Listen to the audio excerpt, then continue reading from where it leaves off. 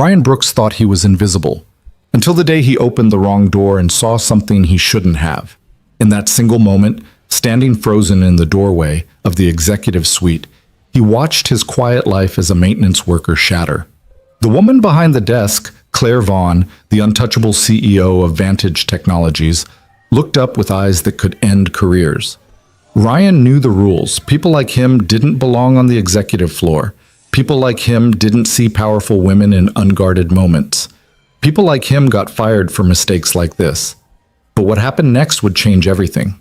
If you're ready to discover how one wrong door became the right path, stay with me until the end. And please, hit that like button and drop a comment telling me what city you're watching from. I love seeing how far these stories travel. The fluorescent lights in the basement maintenance corridor had burned the same sickly yellow for 6 years. Ryan Brooks had stopped noticing them somewhere around year 3, the same way he'd stopped noticing a lot of things. The hum of the ventilation system, the chemical bite of industrial cleaner, the way other people's eyes slid past him like he was part of the building's infrastructure. Necessary, but unremarkable. At 34, Ryan had perfected the art of being invisible. He pushed his maintenance cart down the empty hallway, the wheels squeaking in their familiar rhythm. It was 6:47 p.m. on a Thursday, and the Vantage Technologies building was settling into its after-hours quiet. Most employees had already fled to their lives outside these walls. Ryan envied them that. The clean separation between work and existence, the ability to close a laptop and be done.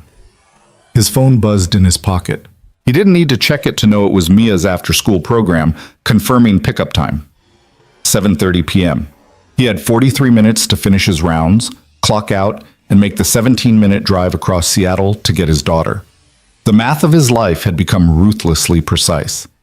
Ryan's cart held the usual supplies, cleaning solutions, replacement bulbs, basic tools. But tucked beneath a stack of rags was something else, a technical manual for the building's HVAC system. He'd been studying it during his lunch breaks for 3 months, working through the engineering diagrams with the same focused intensity he'd once applied to his coursework at Seattle Technical Institute. Before everything fell apart, before Sarah got sick, before cancer transformed his wife into a ghost and then into a memory, leaving him with a 4-year-old daughter and grief so heavy it had crushed every ambition he'd ever held. That was 2 years ago. Mia was 6 now, and Ryan had become an expert at compartmentalizing. Work was work. Home was home. Dreams were dangerous luxuries he couldn't afford. He rounded the corner toward the executive floor's mechanical room, mentally reviewing his task list. Replace the air filter in Suite E, 1847. Check the thermostat calibration in the conference rooms. Investigate the humidity sensor that had been throwing errors all week. Simple, straightforward work that required his hands, but not his heart. The executive floor was always quiet at this hour. The people who worked up here, the vice presidents and senior directors and other corporate aristocracy, kept different schedules than the rest of the building. They arrived late, left early, and expected the infrastructure to simply work without ever seeing the people who made it work. Ryan preferred it that way. Invisibility was a kind of armor. He was halfway to the mechanical room when his phone buzzed again. This time he checked it. A text from Mrs. Chen, his neighbor, who sometimes watched Mia when his shifts ran long. Mia asking about dinner. Want me to start something? Ryan's jaw tightened. He'd promised Mia they'd make tacos tonight, her favorite. Another promise he might not be able to keep because the building's mechanical systems didn't care about 6-year-old girls who needed their father home. He typed back quickly. Thanks. I'll be there by 7:45, promise. The word felt hollow even as he sent it. Ryan pocketed his phone and quickened his pace. If he could finish the executive floor in 20 minutes, he'd make it. He had to make it. Mia's therapist said consistency mattered, that children who'd lost a parent needed reliability from the one they had left. The mechanical room door was marked authorized personnel only. A joke, really, since Ryan was probably the only person in the building who understood the systems back there. He pulled out his master key card, the one that opened every maintenance access point in Vantage Technologies' 42 floors. The card reader beeped green. Ryan pushed the door open and stepped into wrong room. The realization hit him instantly. This wasn't the mechanical room. The carpet was too expensive. the lighting too warm. Floor-to-ceiling windows overlooked Elliott Bay, where the last sunlight bled gold across the water. Modern furniture arranged with precision, and in the center of it all, behind an executive desk made of glass and chrome, stood a woman. Claire Vaughn. Ryan knew who she was the way janitors know royalty, from a distance, through reputation, and the occasional glimpse. The CEO of Vantage Technologies. The woman who'd built a regional tech company into a national force through a combination of brilliant strategy and ruthless execution. Forbes had called her Seattle's most enigmatic leader. TechCrunch said she had ice in her veins. She wasn't supposed to be here. Not at 7 p.m., not on a Thursday, and she definitely wasn't supposed to be crying. But she was.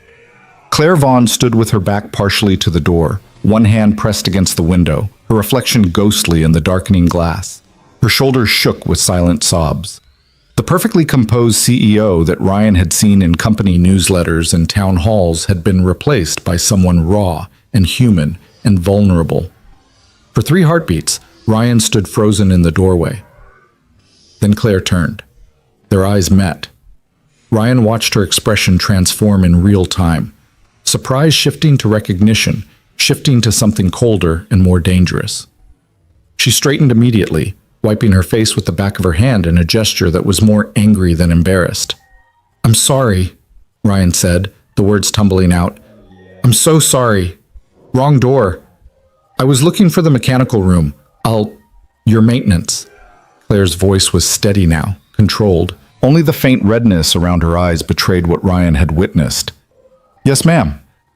I'll go. I didn't see anything. I mean, I did, but I won't."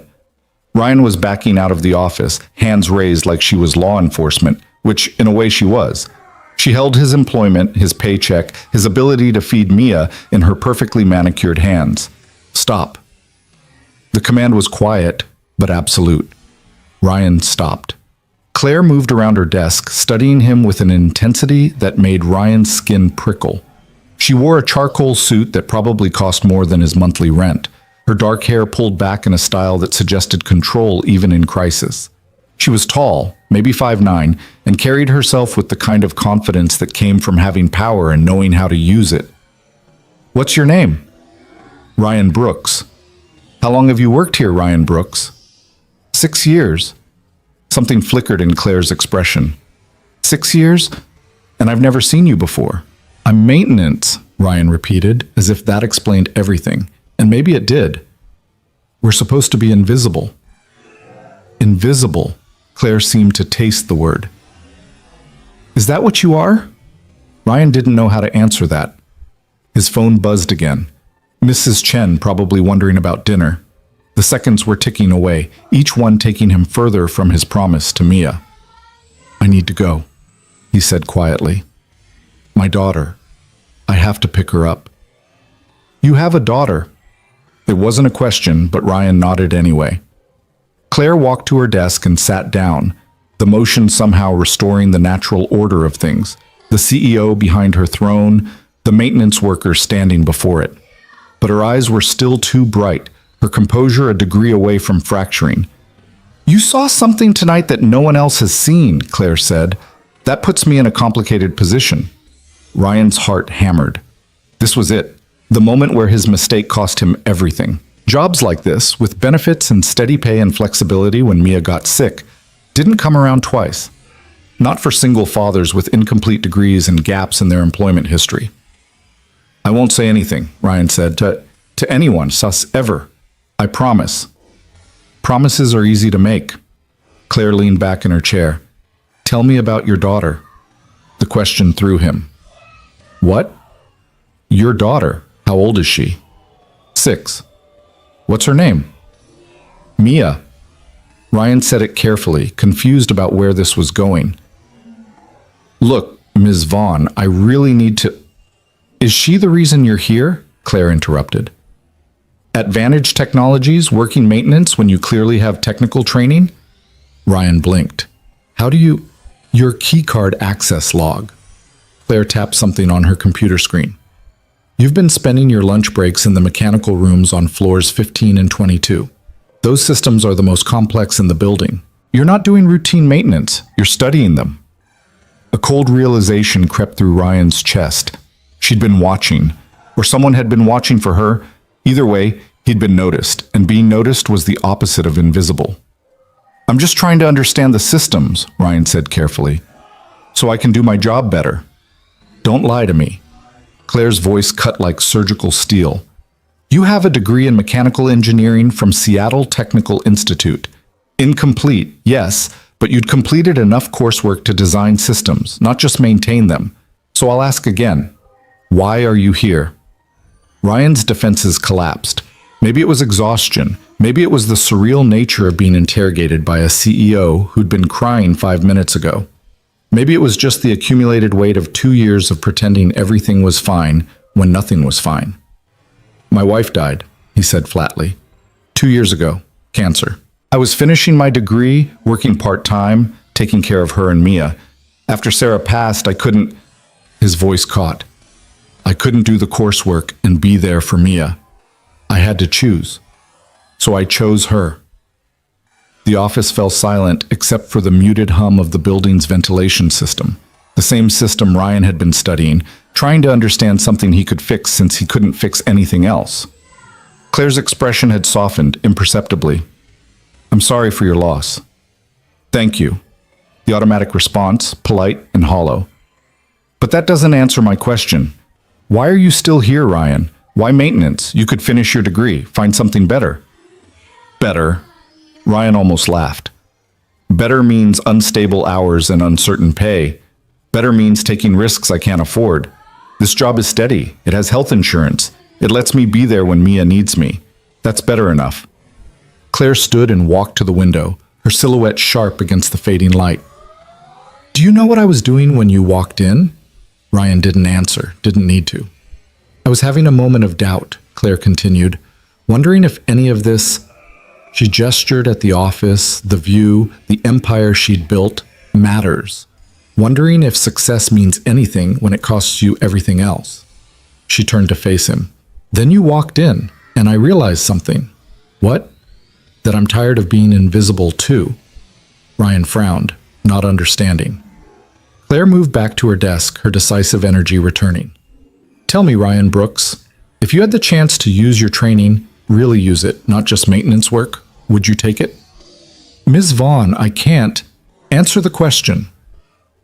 Ryan thought of the technical manuals he studied during lunch, the system designs he sketched on napkins at 2 a.m. when Mia was asleep and the apartment was quiet. The part of himself he'd buried because keeping it alive hurt too much. Yes, he admitted. I would take it. Claire nodded as if he'd confirmed something she'd suspected. Vantage Technologies has a problem. We're expanding into 3 new office buildings next quarter, and our current HVAC infrastructure design is inefficient. We're losing money on energy costs and our sustainability metrics are below industry standard. It's a PR nightmare waiting to happen. That's outside my, I'm placing you in charge of fixing it. Ryan's mind went blank. What? You heard me. I'm creating a new position, Building Systems Optimization Specialist. You'll report directly to me. Your job will be to redesign our HVAC and energy management infrastructure across all Vantage properties. Ms. Vaughn, I don't have a degree. I don't have the credentials to... You have 6 years of hands-on experience in this building and enough self-directed technical knowledge to understand complex systems. That's more valuable than a diploma. Claire pulled out a business card and wrote something on the back. This is my direct number. Monday morning, 8 a.m., my office. We'll discuss terms, salary, and expectations. She held out the card. Ryan didn't take it. Why? He asked. Why would you do this? Claire's expression became unreadable. Because you kept a promise to your daughter instead of finishing something that would have made your life easier. Because you're smart enough to study technical systems during lunch breaks when no one's watching. Because you walked into this office at the worst possible moment, saw something you shouldn't have, and your first instinct was to apologize and leave. She paused. And because everyone deserves a chance to be more than invisible. Even me. Ryan stared at the card in her hand, his entire future balanced on a piece of paper and a decision he had seconds to make. His phone buzzed. Mrs. Chen. Mia's asking for you. The paralysis broke. Ryan took the card. Monday, Claire said. Don't be late. I won't. Ryan backed toward the door, his mind reeling. Thank you. I don't know why you're doing this, but thank you. Ryan. He stopped in the doorway. What you saw tonight, Claire said quietly. It stays between us. Of course. And Ryan? Your daughter? Her name's Mia? He nodded. Bring her by sometime. I'd like to meet her. Ryan didn't know what to say to that, so he just nodded again and left, closing the door carefully behind him. The hallway was exactly as he'd left it. Fluorescent lights, industrial carpet, the muted sounds of a building settling into evening. But something fundamental had shifted. The invisible man had been seen. Ryan made it to Mia's after-school program with 3 minutes to spare. She burst out of the classroom the moment she saw him, her backpack bouncing against her shoulders, her dark hair, Sarah's hair, escaping from its ponytail. Daddy, Mrs. Chen said we're having tacos. Ryan caught her in a hug, breathing in the strawberry scent of her shampoo. We are definitely having tacos. Can I help? You can be in charge of cheese. Mia's job since she was 4. The responsibility made her feel grown up, important. Ryan understood the value of that, of having a role that mattered, of being seen. They drove home through Seattle's evening traffic, Mia chattering about her day, art class, playground politics, a book about dolphins she was reading. Ryan made the appropriate sounds of interest, but his mind kept returning to that office, to Claire Vaughn's tears, to the card in his pocket that might be a lifeline or a trap. Their apartment was a modest one-bedroom in Greenwood, affordable by Seattle standards, which meant expensive everywhere else. Mia had the bedroom. Ryan slept on the couch. It was temporary, he kept telling himself. Everything was temporary until he figured out the next step. Maybe this was the next step. While Mia set the table, another of her responsibilities, Ryan browned the ground beef and tried to process what had happened. A promotion. A significant one, if Claire's description was accurate. Better pay, certainly. Professional development, the chance to use his training, but also risk. So much risk. Daddy, you're burning the meat. Ryan jerked back to attention. Mia stood beside him, her small face creased with concern. You're right, thanks, kiddo. He adjusted the heat, then looked down at his daughter. Really looked at her. When had she gotten so perceptive? When had she learned to read his mood so accurately? Are you okay? Mia asked. Yeah, baby, I'm okay. You look worried. Ryan knelt down so they were eye level. I had something interesting happen at work today. Something that might be really good for us. Good how? Maybe a new job. A better one. Mia processed this with the seriousness she brought to everything. Will you still pick me up? And there it was. The question that mattered. The only question that really mattered. Always, Ryan promised. No matter what job I have, I'll always pick you up. Mia hugged him, her thin arms strong around his neck. Okay then, can we have extra cheese? They ate tacos at their small kitchen table, and Ryan let Mia tell him about the dolphin book in elaborate detail. After dinner, they did the dishes together. She rinsed, he loaded the dishwasher, and then it was bath time, story time, bedtime. The routine was sacred. It was the framework that held their lives together. After Mia fell asleep, Ryan sat on his couch bed and pulled out Claire's business card. The printed side showed her name, title, and contact information. The handwritten side had a phone number and 4 words. Monday, 8 a.m. Come ready. Come ready for what? Ryan opened his laptop, a refurbished model he'd bought 3 years ago, and searched for Claire Vaughn. The results were extensive. Forbes profiles, TechCrunch interviews, a TEDx talk about innovation and leadership, but nothing personal. No social media presence, no mentions of family or life outside Vantage Technologies. The public Claire Vaughn was brilliant, driven, and utterly opaque. The woman Ryan had seen tonight was something else entirely. Vulnerable. Human. Lost. He didn't know which version he'd be dealing with on Monday. Ryan spent the weekend in a fog of anxiety and preparation. He reviewed technical journals, sketched preliminary designs for energy-efficient HVAC systems, calculated cost-benefit ratios until his eyes burned. He wanted to be ready. He needed to be ready. But doubt crept in during the quiet moments. While Mia practiced her reading, while they walked to the neighborhood park, while she slept and he lay awake on the couch. What if this was a mistake? What if he couldn't handle the increased responsibility? What if he failed and lost everything? Not just this opportunity, but his steady maintenance job, the stability Mia needed? Sunday night, after Mia was asleep, Ryan stood at their apartment window looking out at Seattle's lights. The city glittered with possibility and promise, all of it feeling simultaneously within reach and impossibly distant. His phone rang. Unknown number. Ryan answered cautiously. Hello? Ryan Brooks? A woman's voice. Not Claire. This is Jennifer Marsh from Vantage Technologies HR. I'm calling to confirm your meeting with Ms. Vaughn tomorrow at 8 a.m. Yes, I'll be there. Excellent. Please bring identification and be prepared to complete some standard employment paperwork. You'll also need to sign a non-disclosure agreement. An NDA? Standard procedure for positions with direct executive access. Jennifer's tone was professionally neutral. Miss Vaughn will explain more tomorrow. Have a good evening, Mr. Brooks.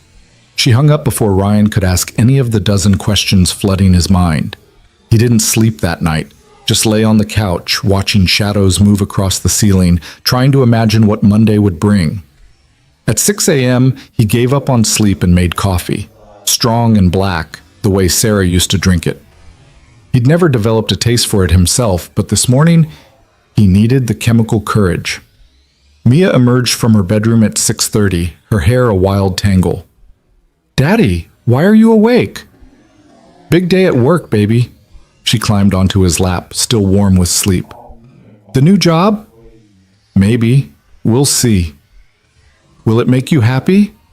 The question caught Ryan off guard. When had Mia become old enough to ask things like that? To understand that her father had feelings more complex than tired or hungry? I think it might, he said carefully. Then you should do it. Well, Mia said this with absolute certainty, the way children did before the world taught them to doubt. Ryan held her close, breathing in the strawberry scent of her hair, and thought about Claire Vaughn's words. Everyone deserves a chance to be more than invisible. Maybe his 6-year-old daughter was wiser than both of them.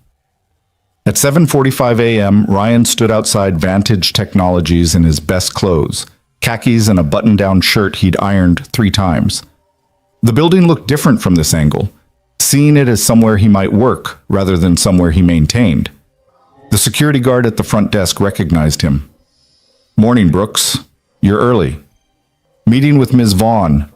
The guard's eyebrows rose. 8th floor. Executive reception will direct you. The elevator ride felt eternal. Ryan watched the floor numbers climb, his stomach dropping with each ascending digit. What was he doing? He was a maintenance worker with an incomplete degree and a dead wife and a daughter who needed stability. This was insane. The elevator doors opened. Ryan stepped out into a world he'd only glimpsed before. The executive floor was all glass and modern art and carefully curated ambition. People in expensive suits moved with purpose through spaces designed to impress. Mr. Brooks. A woman in her 30s approached, tablet in hand. I'm Karen, Ms. Vaughn's executive assistant. She's expecting you. Follow me, please. They walked down a corridor that seemed designed to intimidate. Karen's heels clicked against polished floors. Ryan tried not to feel like an imposter.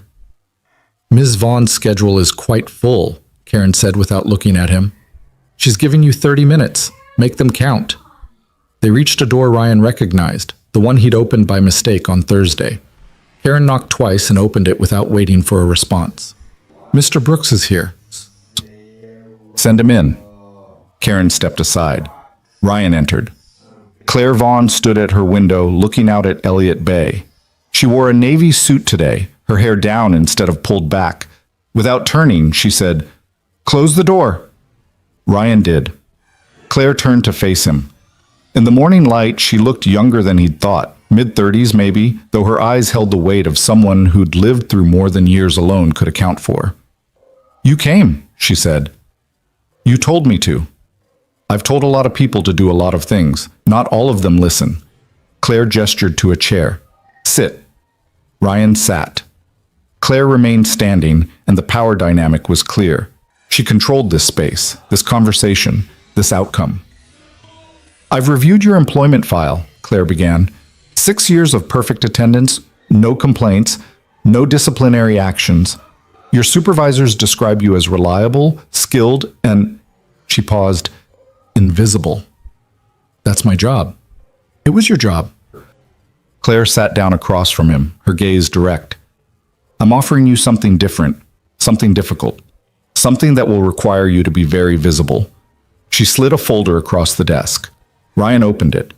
The title on the first page read, Building Systems Optimization Specialist, Compensation Package, and Responsibilities. The salary number made Ryan's breath catch. It was more than double what he made now. The benefits package was comprehensive. Health insurance, dental, vision, educational reimbursement, flexible scheduling. This is too much, Ryan said quietly. It's market rate for the position. Claire leaned forward. But here's what the paperwork doesn't tell you. This job is a test, Ryan, not just for you, for me. I'm betting my credibility on a maintenance worker with no degree who I'm promoting to a senior technical position. If you succeed, I look brilliant. If you fail, I look impulsive and careless. Then why take the risk? Because I'm tired of playing it safe. Claire's voice held an edge of something raw. Because building a company by never taking chances on unconventional talent means building something hollow. Because that night, she stopped. Because I saw something in you. Ryan met her eyes. What did you see? Someone who understands that real success means being there for what matters. Someone who kept promises even when breaking them would have been easier. Claire's expression softened fractionally. Someone who knows what it's like to sacrifice dreams for something more important. The words hung between them, charged with meaning Ryan didn't fully understand. My daughter, Claire said quietly. I have a daughter. Had a daughter. The past tense hit Ryan like a fist. She was 8 when she died. Leukemia. That was 5 years ago. Claire's voice remained steady, but her hands were clenched in her lap. After she passed, I threw myself into building Vantage Technologies. It was easier than feeling, safer than remembering. I convinced myself that success was healing, that power meant control. She looked at Ryan. But Thursday night, I was sorting through some old files and found drawings Emma had made, pictures of me, always in a suit, always behind a desk. In every single drawing, I was smiling, but she drew me with tears. Even at 8, she knew I was broken. Claire stood and walked to the window. So when you walked in talking about promises to your daughter, about choosing her over a degree, about being invisible so she could have stability, I realized you were doing what I failed to do. You were being present. Ryan didn't know what to say. This wasn't the conversation he'd expected. This job is real, Claire continued. The work is real. The expectations are real. But it's also my way of proving something to myself. That I can still recognize what matters. That I haven't completely lost the person Emma needed me to be. She turned. So yes, Ryan Brooks, I'm taking a risk on you, but you're taking a risk on me too. This position will change your life. It will challenge you. It will make you visible in ways that might be uncomfortable. Can you handle that? Ryan thought about Mia, about promises, about the difference between existing and living. Yes, he said, I can handle it. Claire nodded. Then let's get started. The paperwork took an hour. Ryan signed documents he barely had time to read. Employment contracts, non-disclosure agreements, liability waivers. Jennifer Marsh from HR appeared with more forms, her efficient manner suggesting this kind of rapid promotion happened regularly at Vantage Technologies. It didn't. Ryan could tell by the way she kept glancing at Claire with barely concealed curiosity. By 10 a.m., Ryan Brooks was officially no longer invisible. Claire walked him to what would be his new office, a modest space on the 7th floor with a window view and actual walls instead of a cubicle. Compared to the basement maintenance corridor, it felt like a palace. Your first task, Claire said, leaning against the doorframe, is to audit our current systems. All 42 floors, every building in our portfolio. I want a comprehensive report by the end of the month detailing inefficiencies, recommended improvements, and cost projections. The end of the month? Ryan calculated quickly. That's 3 weeks. I'm aware. Too ambitious? Ryan thought about the technical manuals he'd studied, the systems he already knew intimately. No, it's doable. Good. You'll have access to all building schematics and maintenance records. If you need additional resources, submit requests through Karen. Claire straightened. And Ryan, people will question this decision. They'll question your credentials, your experience, your right to be here. Don't give them ammunition. Be better than good. Be undeniable. She left before he could respond. Ryan stood alone in his new office, the weight of what he'd agreed to settling over him like a physical thing. Through the window, he could see Elliott Bay stretching toward the horizon. Somewhere out there, Mia was in school, learning fractions and spelling words, unaware that her father's life had just changed completely. He pulled out his phone and texted Mrs. Chen, something happened at work. Good thing. Might need flexibility this week with pickup times. We'll explain later. Her response came immediately.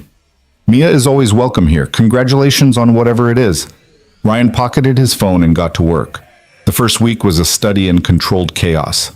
Ryan spent 12-hour days buried in building schematics, energy consumption reports, and maintenance logs. The data painted a clear picture. Vantage Technologies' infrastructure was functional but outdated, designed for reliability rather than efficiency. They were hemorrhaging money on energy costs that better system design could cut by 40%. He worked through lunch, took dinner meetings with facilities managers, and stayed late reviewing technical specifications. The apartment remained dark until 9 p.m. most nights. Mrs. Chen started keeping Mia for dinner without being asked. On Wednesday, Ryan received his first paycheck under the new salary structure. He stared at the direct deposit notification for a full minute, certain there'd been a mistake. This was more money than he'd made in 3 months as a maintenance worker. He could pay off his credit card debt, buy Mia new clothes instead of thrift store finds, maybe even save for something beyond next month's rent. The possibilities felt dangerous in their magnitude. Thursday afternoon, Karen appeared at his office door. Ms. Vaughn wants to see you, now. Ryan's stomach dropped. A week into the job and he was being called to the principal's office. He'd known this was too good to be true. He followed Karen to the 8th floor, trying to read her expression for hints about what awaited him. Her face remained professionally neutral. Claire's office door was open. She sat at her desk, reviewing something on her computer. Come in, Ryan. Close the door. He did, preparing himself for bad news. Claire looked up. I've been reviewing the preliminary data you submitted yesterday. The energy consumption analysis across floors 15 through 30. Yes? It's exceptional work, thorough, well-documented, and your cost projections align with industry benchmarks. She leaned back in her chair. I'm impressed. Relief flooded through Ryan. Thank you. Don't thank me yet. Your analysis highlighted a problem with the cooling system on floor 22. You recommended replacing the entire unit.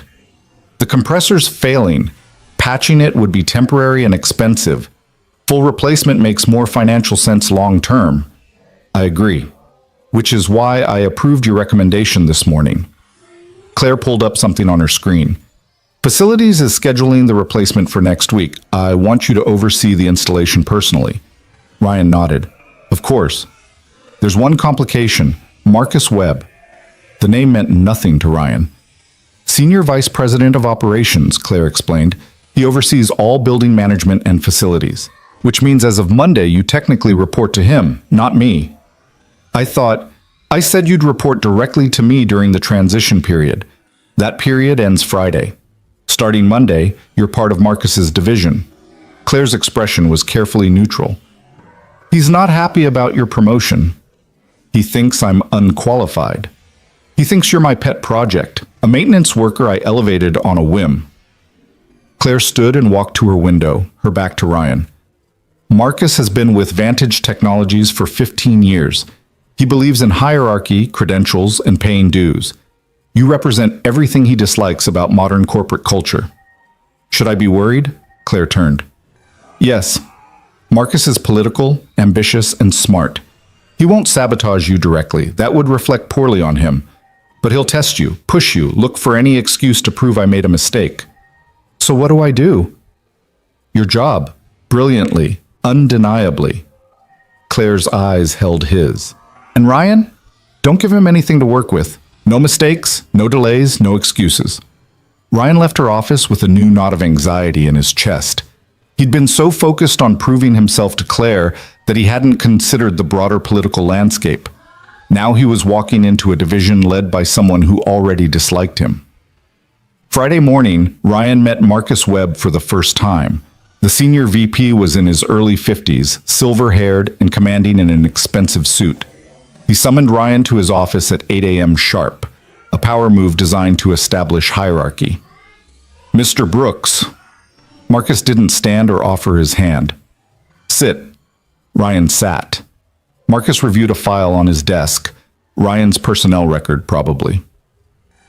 Interesting career trajectory. 6 years in maintenance, suddenly promoted to a senior technical position. No degree, no formal engineering credentials, just Ms. Vaughn's intuition. The pause before intuition was deliberate and cutting. I've been studying the building systems extensively, Ryan said carefully. I understand. You understand maintenance, Marcus interrupted. That's not the same as understanding strategic infrastructure planning, but Ms. Vaughn has faith in you, so we'll see how this experiment plays out. He closed the file. You'll attend the weekly operations meeting every Monday at 9 a.m. You'll submit progress reports to me every Friday by 5 p.m. Any major expenditures over $5,000 require my approval. Any changes to existing systems require my sign-off. Is that clear? Perfectly clear. Good. You're dismissed. Ryan stood. At the door, Marcus spoke again. Mr. Brooks? Failure is always an option. Remember that. The message was unmistakable. Marcus was waiting for Ryan to fail. Ryan threw himself into work with renewed intensity. If Marcus wanted perfection, Ryan would deliver something better. He worked 16-hour days, surviving on coffee and determination. His comprehensive audit report grew to 70 pages of detailed analysis, complete with CAD drawings of proposed system redesigns and 3-year cost projections. Mrs. Chen became a permanent fixture in Mia's routine. She picked her up from school, gave her dinner, helped with homework. Ryan arrived around 8 p.m. most nights to collect his daughter, who fell asleep in his arms during the drive home. Daddy's really busy at work, Mia told Mrs. Chen one evening when Ryan arrived late again. It's important. Mrs. Chen smiled at her, then gave Ryan a look that said they'd be having a conversation soon. That conversation happened on a Saturday morning. Ryan had promised Mia they'd spend the day together. The zoo, maybe, or the science center. Something fun. Something normal. He woke at 6 a.m. to his phone buzzing. Email from Marcus. Need your preliminary report by Monday morning, not end of month. Board meeting moved up. Adjust accordingly. Ryan stared at the message, rage and frustration warring in his chest. He had 2 days to complete work he'd planned for 3 weeks. Daddy? Mia stood in the doorway, already dressed in her favorite overalls. Are we going to the zoo? Ryan looked at his daughter, then at his phone, then back at his daughter. Not today, baby. I'm sorry. Something came up at work. Mia's face fell. You promised. I know. I'm sorry. We'll go next weekend, I promise. You promised last time, too. The words hit harder than any criticism from Marcus or Claire. Ryan had become his father, the man who was always working, always busy, always somewhere else when it mattered. Mia, It's fine. Mia's voice was small. I'll read my book. She disappeared into her bedroom and closed the door quietly. That quiet was worse than any tantrum. Ryan sat on his couch bed, head in his hands. He was failing. Not at work. At work, he was succeeding beyond anyone's expectations. But at the thing that mattered most, he was failing spectacularly. His phone rang. Unknown number. Hello? Ryan, it's Claire. He straightened. Ms. Vaughn, I wasn't expecting... Are you working this weekend? Yes, Marcus moved up the deadline for my report. I know, I approved it. Claire paused. Do you have childcare arranged? No. I was going to work after Mia goes to sleep. Bring her to my house. Ryan blinked. What? Tomorrow, Sunday. Bring Mia to my house. I'll watch her while you work. I live in Laurelhurst. I'll text you the address. Ms. Vaughn, I can't ask you to... You're not asking, I'm offering. And Ryan, call me Claire. Ms. Vaughn makes me feel like I'm conducting a board meeting. She hung up before he could argue. Ryan sat holding his phone, trying to process what had just happened. His CEO, the woman who ran a multi-million-dollar company, had just offered to babysit his daughter so he could finish a work deadline. It made no sense. Unless Claire understood exactly what Ryan was sacrificing because she'd made those same sacrifices once, and she knew how they ended. Sunday morning, Ryan drove to Laurelhurst with Mia in the back seat. She'd been quiet all weekend, hurt by another broken promise. He'd tried to explain about the important deadline, the need to prove himself, but 6-year-olds didn't understand corporate politics. They understood promises kept or broken. That was all. Claire's house was a modern structure of glass and cedar, perched on a hillside with views of Lake Washington. It was beautiful and cold, and looked exactly like a place where someone lived alone. Ryan parked in the circular driveway, suddenly aware of how inappropriate this was. Bringing his daughter to his CEO's house on a Sunday morning. What was he thinking? Before he could change his mind, the front door opened. Claire stood in jeans and a simple sweater, her hair loose around her shoulders. Without the armor of her business suits, she looked younger and somehow more vulnerable. You must be Mia. Claire walked down the steps, crouching to Mia's level. I'm Claire. Your dad tells me you're an excellent reader. Mia glanced at Ryan, uncertain. I like books. Me too. I have a whole library. Want to see? Mia's eyes widened. A real library? With a ladder that slides. Very official. That broke through Mia's reserve. She took Claire's offered hand and let herself be led inside. Ryan followed, feeling like he'd stepped into an alternate universe. Claire's house was minimalist and elegant, decorated with expensive taste but lacking personal touches. No photos on the walls, no clutter. Nothing that suggested anyone actually lived here, except for one room. Claire opened a door off the main hallway, revealing a space that was clearly meant to be a home office, but had been transformed into something else. Bookshelves lined every wall, filled with children's books arranged by color. A reading nook with cushions sat beneath a window. Art supplies were organized in clear containers. Stuffed animals occupied a corner. It was a child's room, preserved and waiting. This was Emma's library, Claire said quietly, for Ryan's ears only. I couldn't bring myself to change it. Mia was already exploring, pulling books from shelves with reverent care. Daddy, look!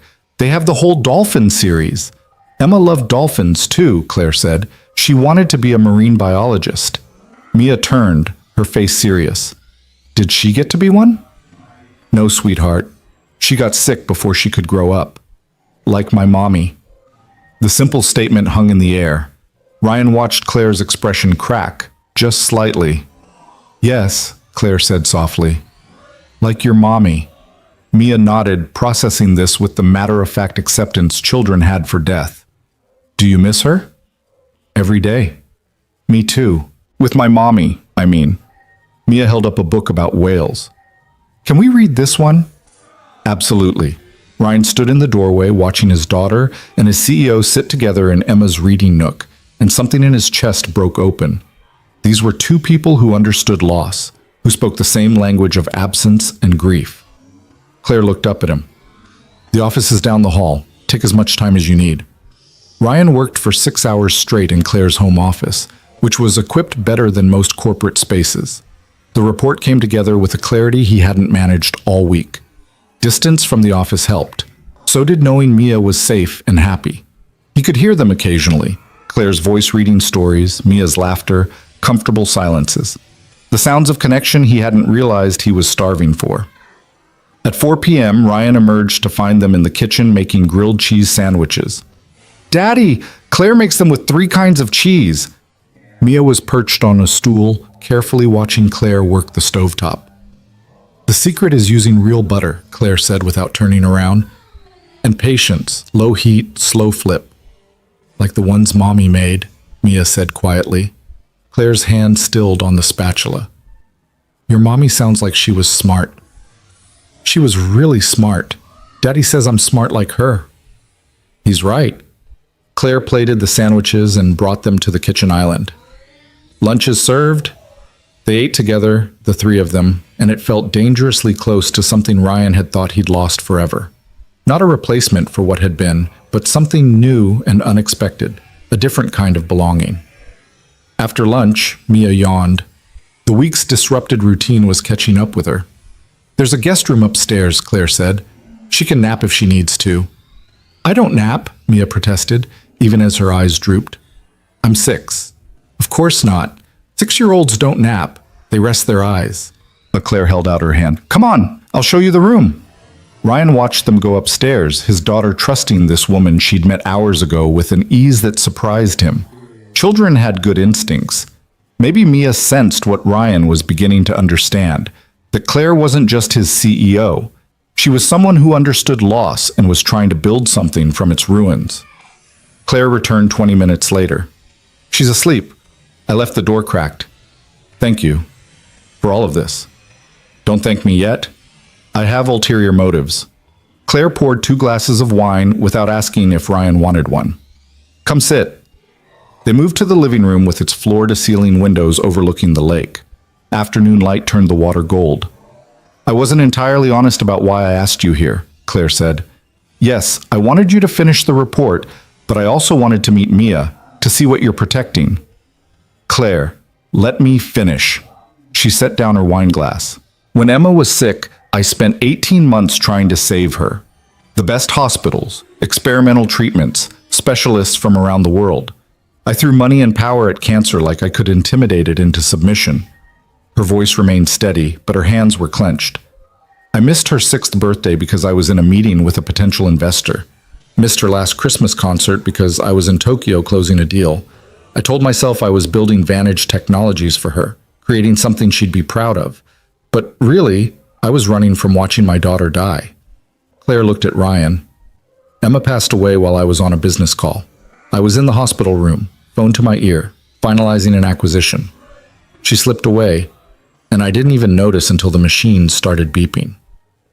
"Claire, I'm so sorry. The point is, I know what it looks like when someone sacrifices everything for their child. And I also know what it looks like when someone sacrifices their child for everything else." She picked up her wine, took a sip. "You're trying to do both, Ryan. Be present for Mia while proving yourself at work.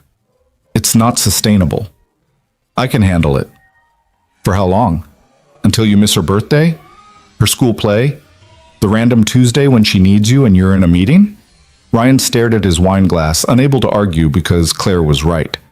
"Marcus is setting you up to fail," Claire continued. "Moving up your deadline, adding bureaucratic hurdles, creating impossible expectations. He wants you to crack under pressure." "Then I won't crack. You're already cracking. I can see it." Claire leaned forward. "Mia told me you've broken 3 promises to her in 2 weeks. That you fall asleep during her bedtime stories. That Mrs. Chen makes her dinner more than you do now." Shame burned through Ryan's chest. "She told you all that?" "She's scared she's losing you the same way she lost her mother. Not to death, but to absence." The words hit like a physical blow. "So what do I do?" Ryan asked quietly. "I can't quit. We need this job. But I can't keep failing Mia either." "You set boundaries. You say no. You refuse to play Marcus's game on his terms." "Easy for you to say. You're the CEO. I'm dispensable?" Claire's voice sharpened. "You think I don't know what it's like to feel that way? I built Vantage Technologies from nothing, and every day someone's trying to prove I don't belong, that I'm too young, too female, too emotional. I've spent 5 years earning the right to set boundaries." She stood and walked to the window. "But here's what I learned, Ryan. The people who matter, the ones who deserve your loyalty, will respect your boundaries. The ones who don't will punish you for having them. And those people were never on your side to begin with." Ryan thought about Marcus's veiled threats, his impossible expectations, his obvious desire to see Ryan fail. "What are you suggesting?" Claire turned. "That you deliver an exceptional report tomorrow. Prove Marcus wrong. Then you establish clear working hours and stick to them. No more 16-hour days, no more missing Mia's bedtime. You do brilliant work in reasonable time. And if Marcus pushes back, then I deal with Marcus. I don't need you to fight my battles. This isn't about fighting your battles. It's about not letting corporate bullshit destroy what matters. Claire's expression softened. I couldn't save Emma, but I can maybe help you avoid the mistakes that cost me everything with her. Upstairs, they heard Mia stirring. Ryan checked his watch. She'd slept for almost 2 hours. I should get her home, he said, and I need to finish the report tonight. Take Monday off. Ryan stared. What? You heard me. Take Monday off. Spend it with Mia. Zoo, Science Center, wherever. Submit your report Tuesday morning. Marcus will get the report when I say he gets it. You're still technically in transition under my supervision. I'm extending that period. Claire's voice left no room for argument. Take care of your daughter, Ryan. The work will still be here. Mia appeared at the top of the stairs, rubbing her eyes. Daddy, are we going home? Yeah, baby. Come on down. At the door, Mia hugged Claire without prompting. Thank you for the library and the sandwiches and for being nice. Claire crouched down, eye level with Mia. You're welcome. Come back any time. The books miss being read. Can I really? Claire glanced at Ryan. If your dad says it's okay. Mia looked up at Ryan with such hope that he couldn't say no, even though every professional instinct screamed that this was inappropriate. Yeah, kiddo, we can come back. Mia beamed. She took Ryan's hand and they walked to the car together. As Ryan buckled her in, Mia said, I like Claire. She's sad like us, but she's nice. Ryan looked back at the house where Claire stood in the doorway watching them leave. Mia was right. Claire was sad like them. And maybe that was why this unlikely connection worked. They were all trying to figure out how to keep living after loss. He drove home through Seattle's late afternoon traffic, Mia chattering about the books she'd read and the stories Claire had told her about Emma, about how Emma loved art and dolphins and making up songs, about how much Claire missed her. That night, after Mia was in bed, Ryan finished his report. It was the best work he'd ever produced, comprehensive, innovative, and backed by data Marcus couldn't dispute. He submitted it at 11 p.m. with a note. Complete system audit and recommendations as requested, available to discuss Tuesday morning, taking personal day Monday per CEO authorization. Then he turned off his laptop and slept. Monday morning, Ryan woke to Mia jumping on his couch bed. Daddy, you're home. Are we going somewhere? Yeah, baby. Where do you want to go? The zoo. You promised. Then the zoo it is. They spent the day together, the whole day, uninterrupted. They watched elephants and lions and spent an hour at the penguin exhibit because Mia was convinced one of them looked like her art teacher. They ate overpriced zoo hot dogs and got ice cream even though it was barely 60 degrees. They talked about everything and nothing, rebuilding connection that work had fractured.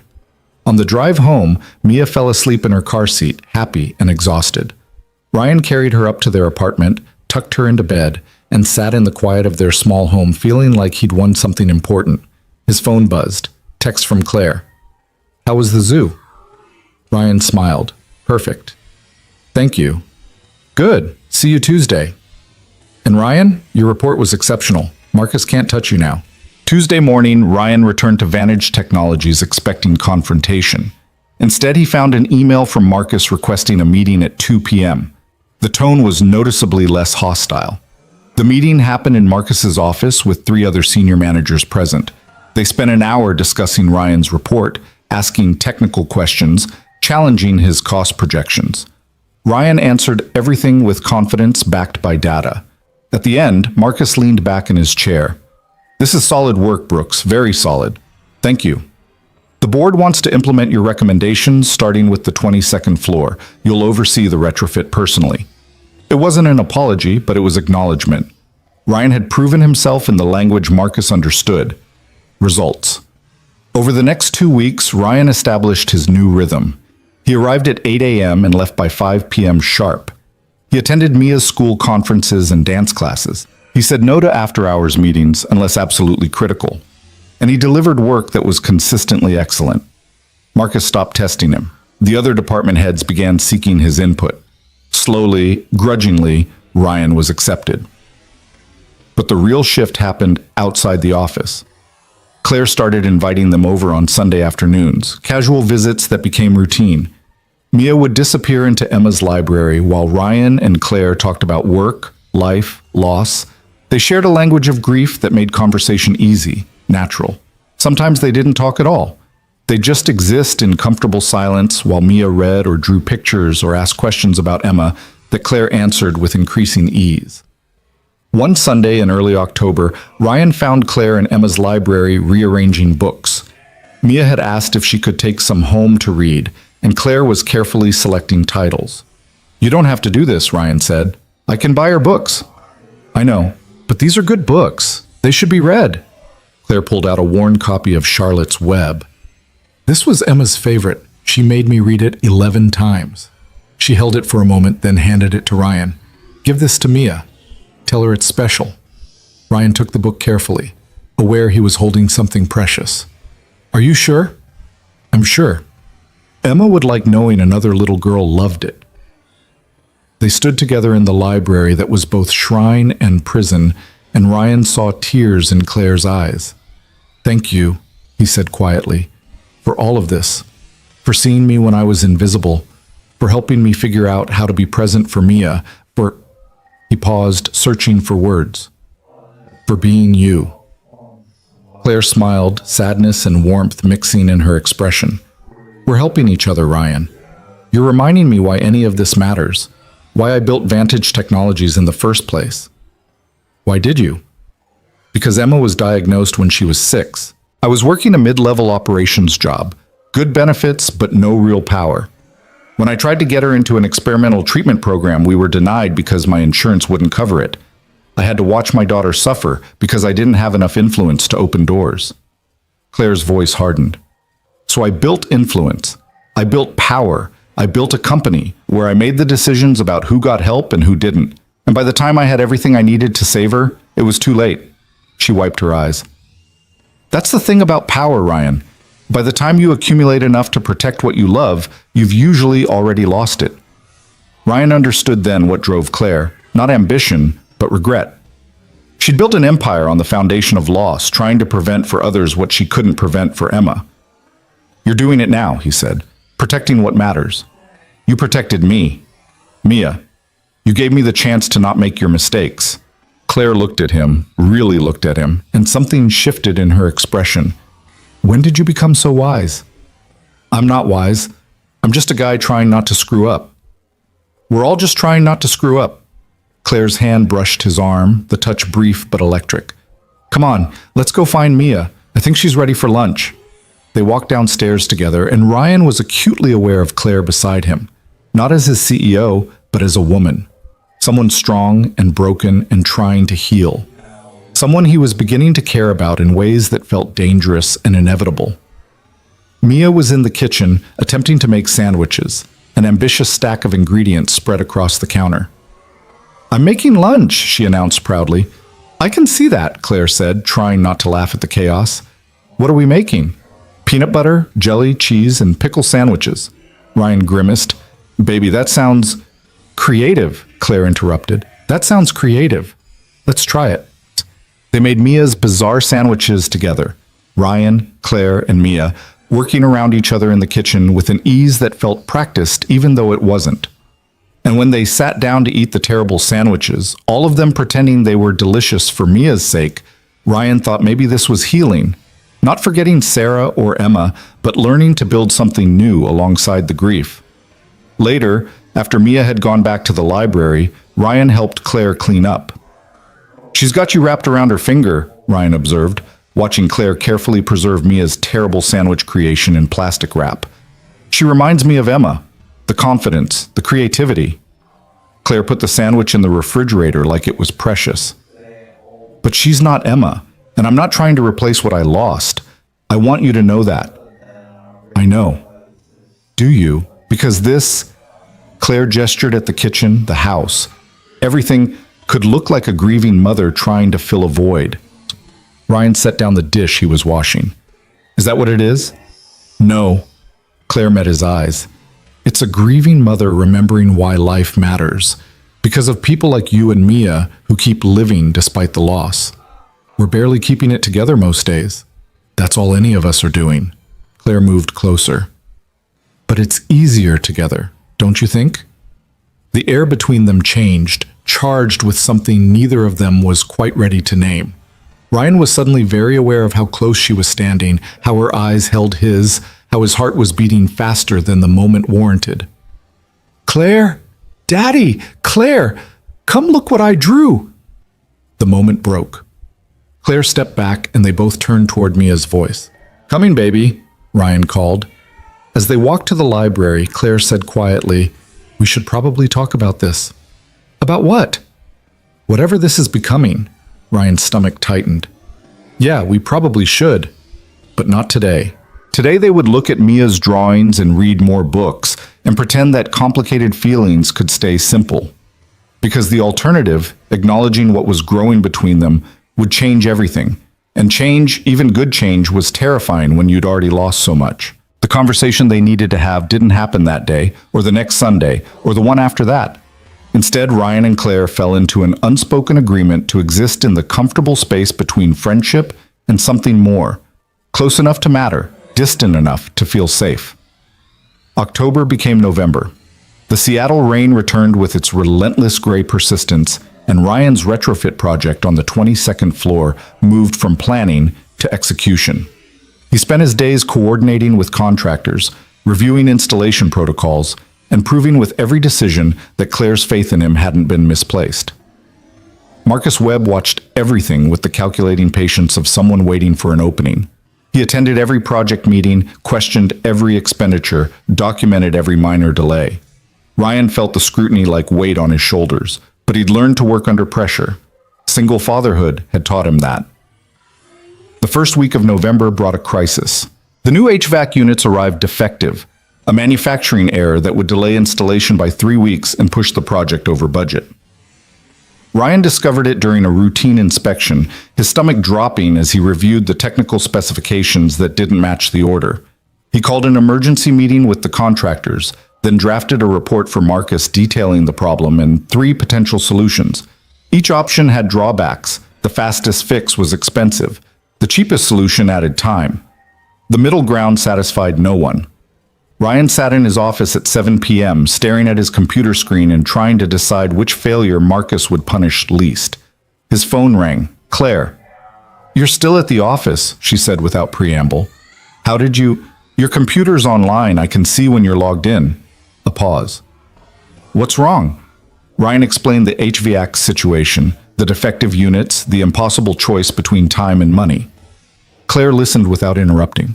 Then she said, "What would you do if this was your own project? If you owned the company and had to live with the consequences?" "I'd eat the cost and expedite replacement units. 3 weeks puts us into the holiday shutdown. We'd lose momentum and then do that." "Claire, it's $60,000 over budget." "I'm aware. I'll approve it. Send me the documentation." Marcus will accept it because I'm authorizing the expenditure. This is a strategic decision, not a cost overrun." Her voice softened. "Ryan, stop trying to anticipate what other people want you to do. Make the right call and defend it." She hung up before he could thank her. Ryan sent the documentation and the authorization request. Claire approved it within 10 minutes. By the time Ryan left the office at 7:30, replacement units were being expedited from the manufacturer's East Coast facility. He picked up Mia from Mrs. Chen's, drove home through rain-slicked streets, and felt the familiar guilt settle over him. Another late night. Another broken promise about being home for dinner. "Did you save the project?"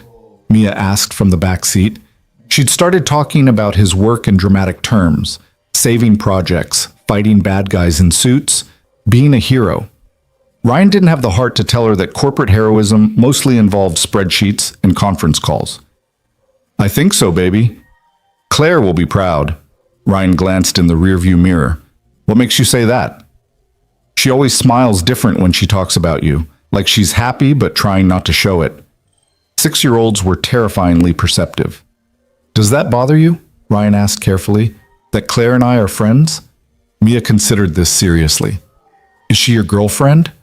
The question hung in the car like a live wire. "No, baby. She's my boss and my friend." "But you like her." "Of course I like her. She's been very kind to us." "No, Daddy. You like her like you liked Mommy." Ryan's hands tightened on the steering wheel. They'd reached their apartment complex, and and he pulled into their spot before answering. "Mommy was special," he said finally. "No one will ever replace her." "I know," Mia unbuckled herself. "But maybe Claire could be special too, in a different way." She climbed out of the car and headed toward their building, leaving Ryan sitting in the driver's seat wondering when his daughter had become wiser than him. That night after Mia was asleep, Ryan opened his laptop intending to review project schedules. Instead, he found himself staring at a photo on his desktop, Sarah on their wedding day, laughing at something off camera. She'd been 26, alive with possibility, unaware that cancer was already growing quietly in her body. Ryan touched the screen gently. "I don't know what I'm doing," he whispered to her image. "I don't know if it's okay to feel this way about someone else." Sarah's frozen smile offered no answers. Ryan closed the laptop and tried to sleep, but his mind kept returning to Claire, to the way she listened when he talked, to her laugh when Mia said something unexpectedly wise, to the moment in her kitchen when they'd stood too close and the air had changed between them. He was falling for his boss, his CEO, a woman grieving her own lost child while helping him raise his. It was complicated and inappropriate and potentially disastrous for his career. It was also the most alive he'd felt in 2 years. The next morning brought an email from Marcus requesting Ryan's presence at the Monday executive meeting. The message was terse. "Board wants project update, prepare presentation, 30 minutes.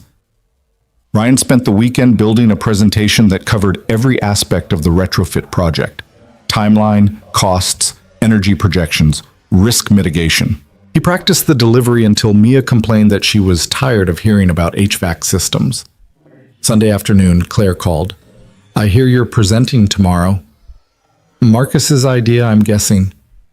"Actually, it was mine. The board needs to understand what we're doing and why. You're the best person to explain it." Ryan's stomach nodded. "Claire, I've never presented to the board." "Then tomorrow will be educational." He could hear the smile in her voice. "You'll be fine, Ryan. You know this project better than anyone. Just tell them the truth." "What if the truth is that we're over budget and behind schedule?" "Then you explain why those overruns were necessary and what we're gaining in return." She paused. "And Ryan, I'll be in the room. You're not alone."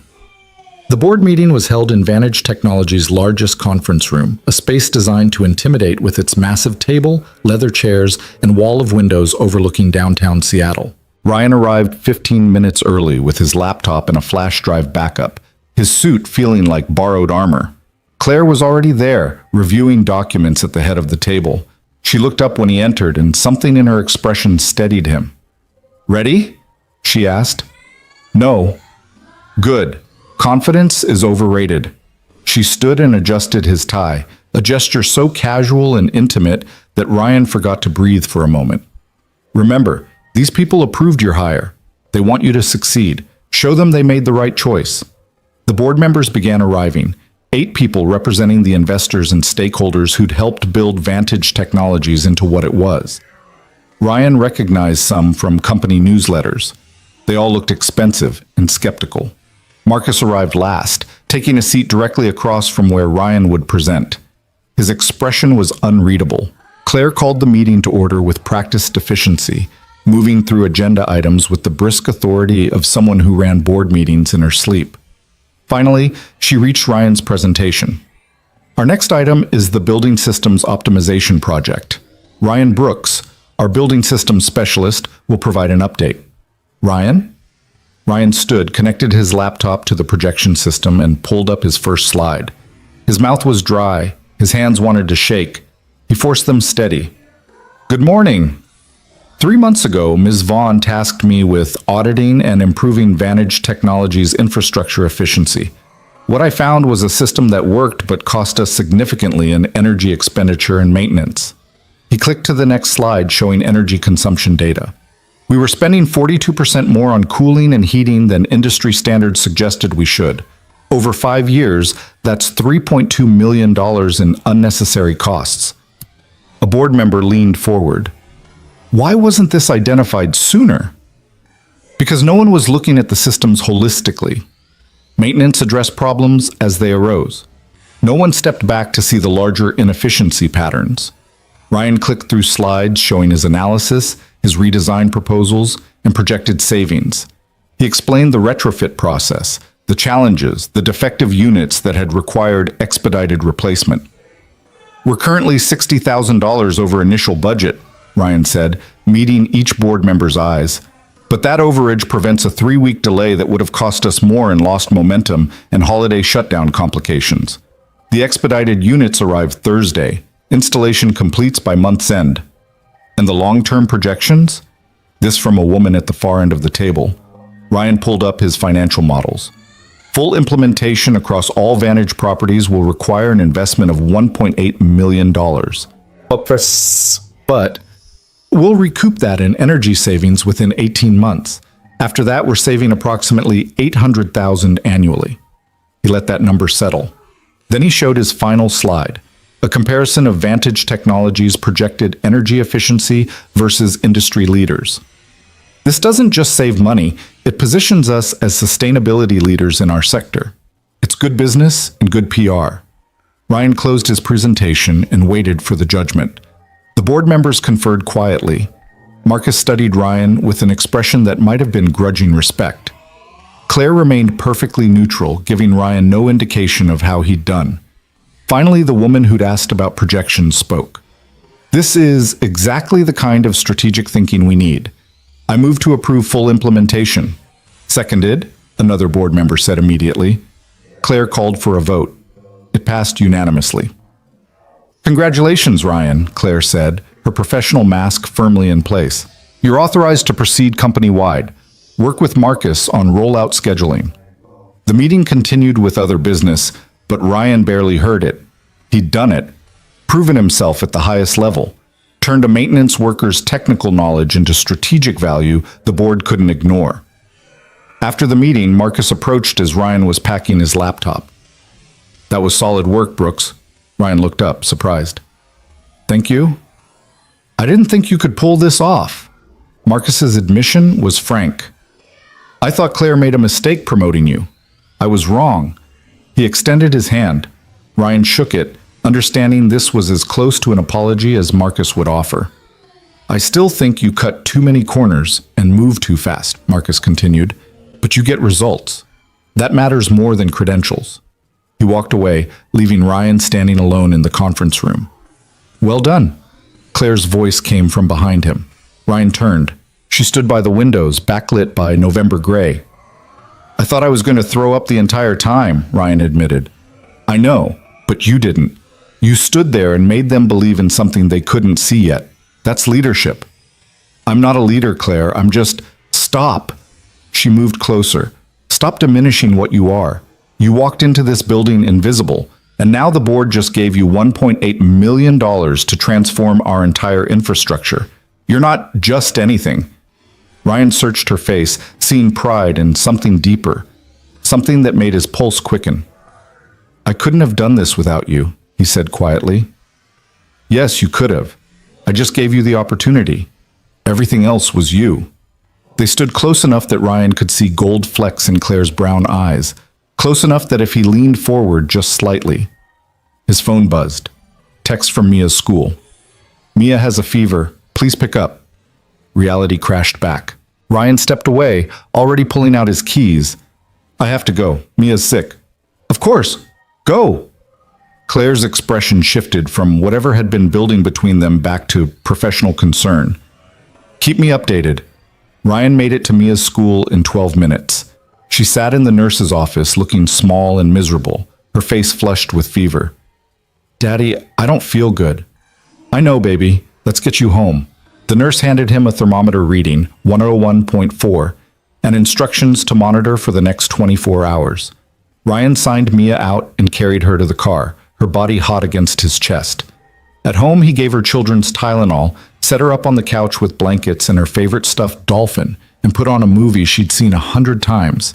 Then he settled beside her, her fevered head on his lap, and felt the familiar fear that came with a sick child. It was probably just a virus. Kids got them all the time. But Ryan had learned that probably meant nothing when you'd already lost someone to disease.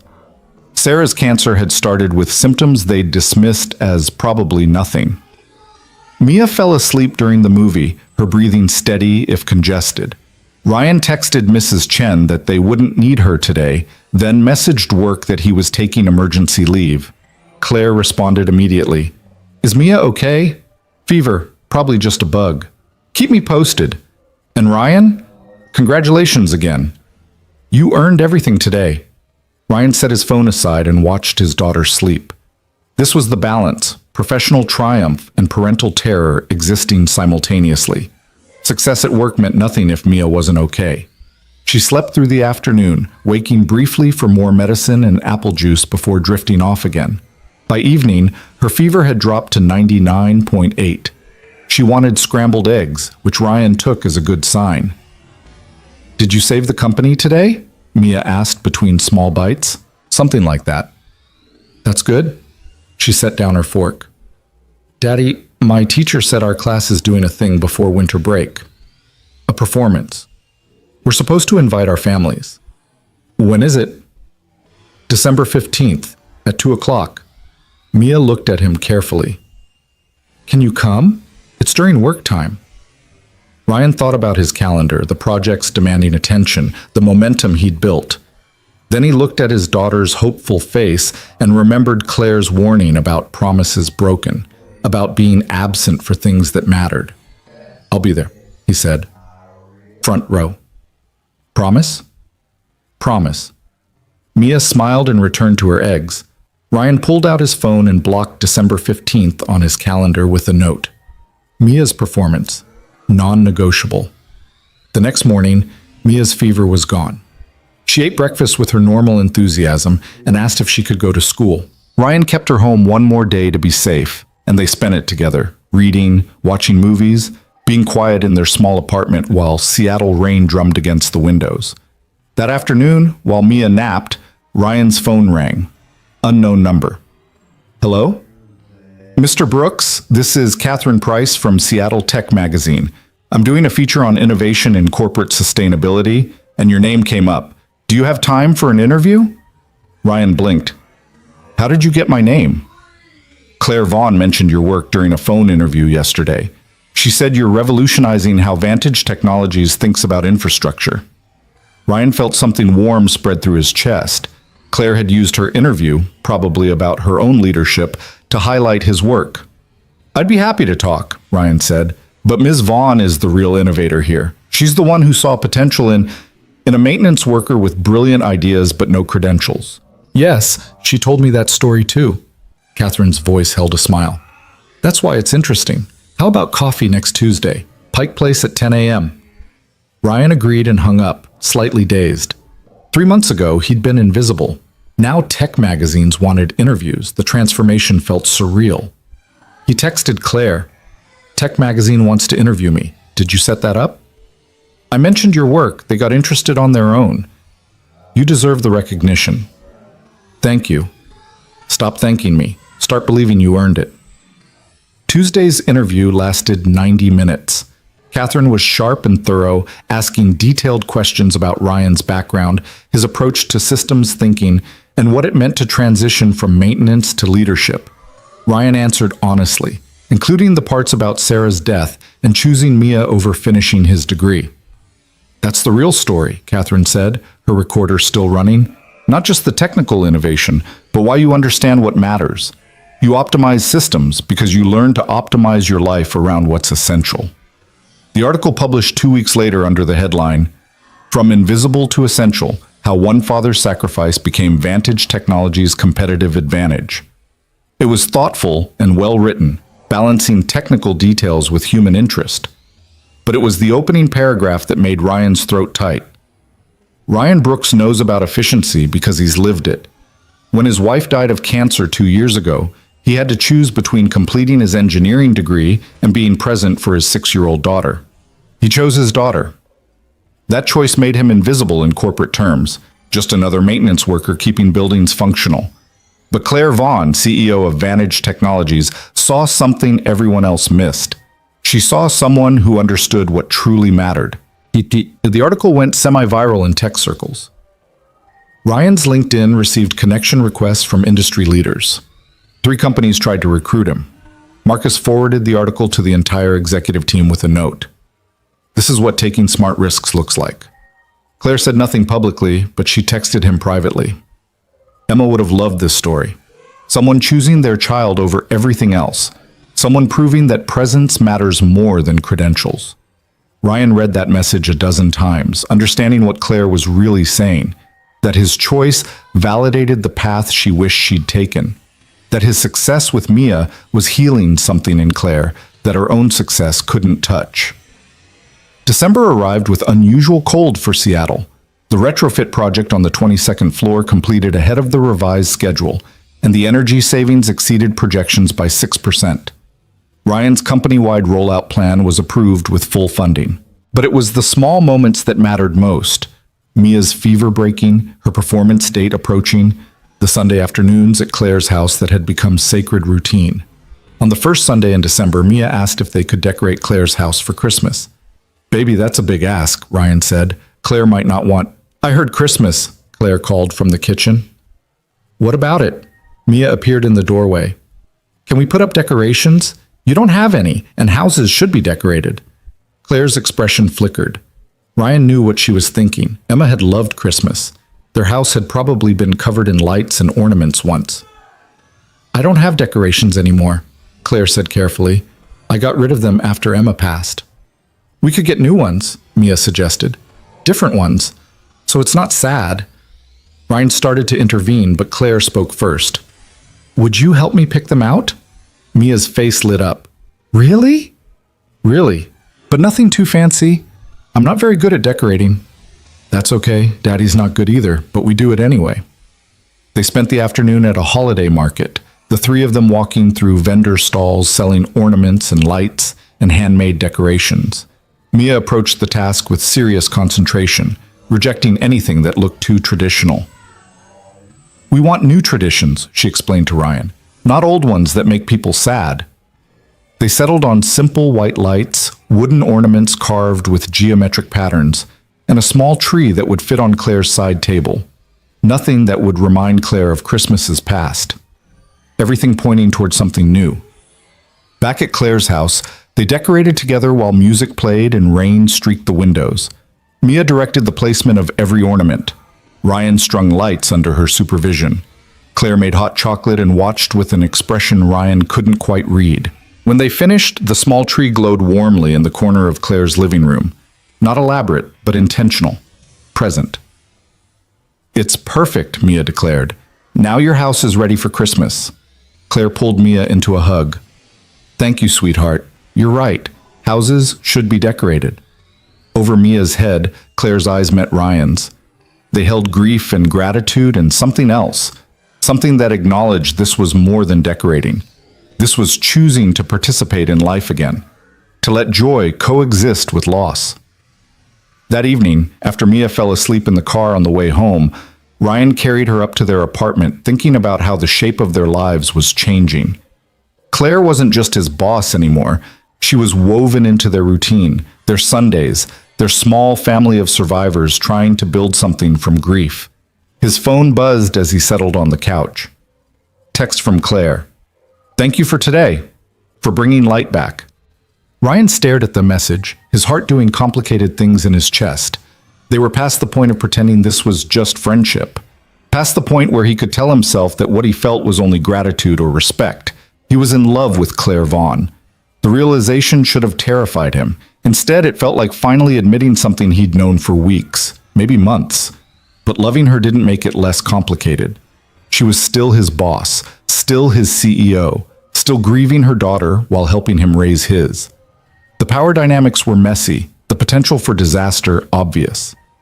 Ryan typed and deleted 3 responses before settling on, "Thank you for letting us in."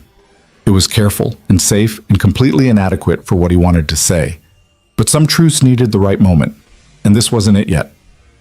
The next 2 weeks were a blur of project meetings and holiday preparations and counting down to Mia's performance. Ryan worked with focused intensity, knowing December 15th was circled on his calendar in permanent ink. Nothing would make him miss it. On December 14th, Marcus summoned Ryan to his office. "We have a problem," Marcus said without preamble. The board moved their quarterly review meeting to tomorrow at 2 p.m. They want a detailed presentation on the rollout progress. All department heads are required to attend. Ryan's stomach dropped. Tomorrow? Marcus, I can't. My daughter has a school performance at 2. Then you'll have to miss it. This is non-negotiable. I promised her I'd be there. Marcus's expression hardened. And I'm telling you, the board expects your presence. This is your project, Brooks. You don't get to skip board meetings because of childcare issues. Ryan felt anger rising in his chest. It's not a childcare issue. It's my daughter's first major performance. I promised her I'd be there. Then you shouldn't have made a promise you couldn't keep. Marcus stood, signaling the conversation was over. Tomorrow, 2 p.m. Don't be late.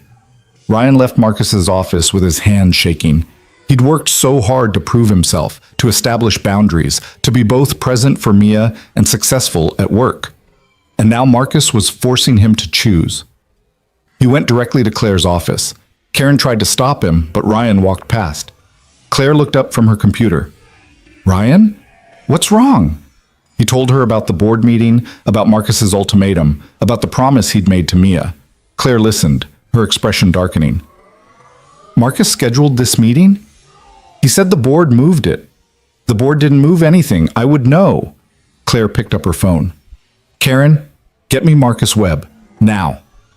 3 minutes later, Marcus appeared at Claire's office. His confidence faltered when he saw Ryan standing there.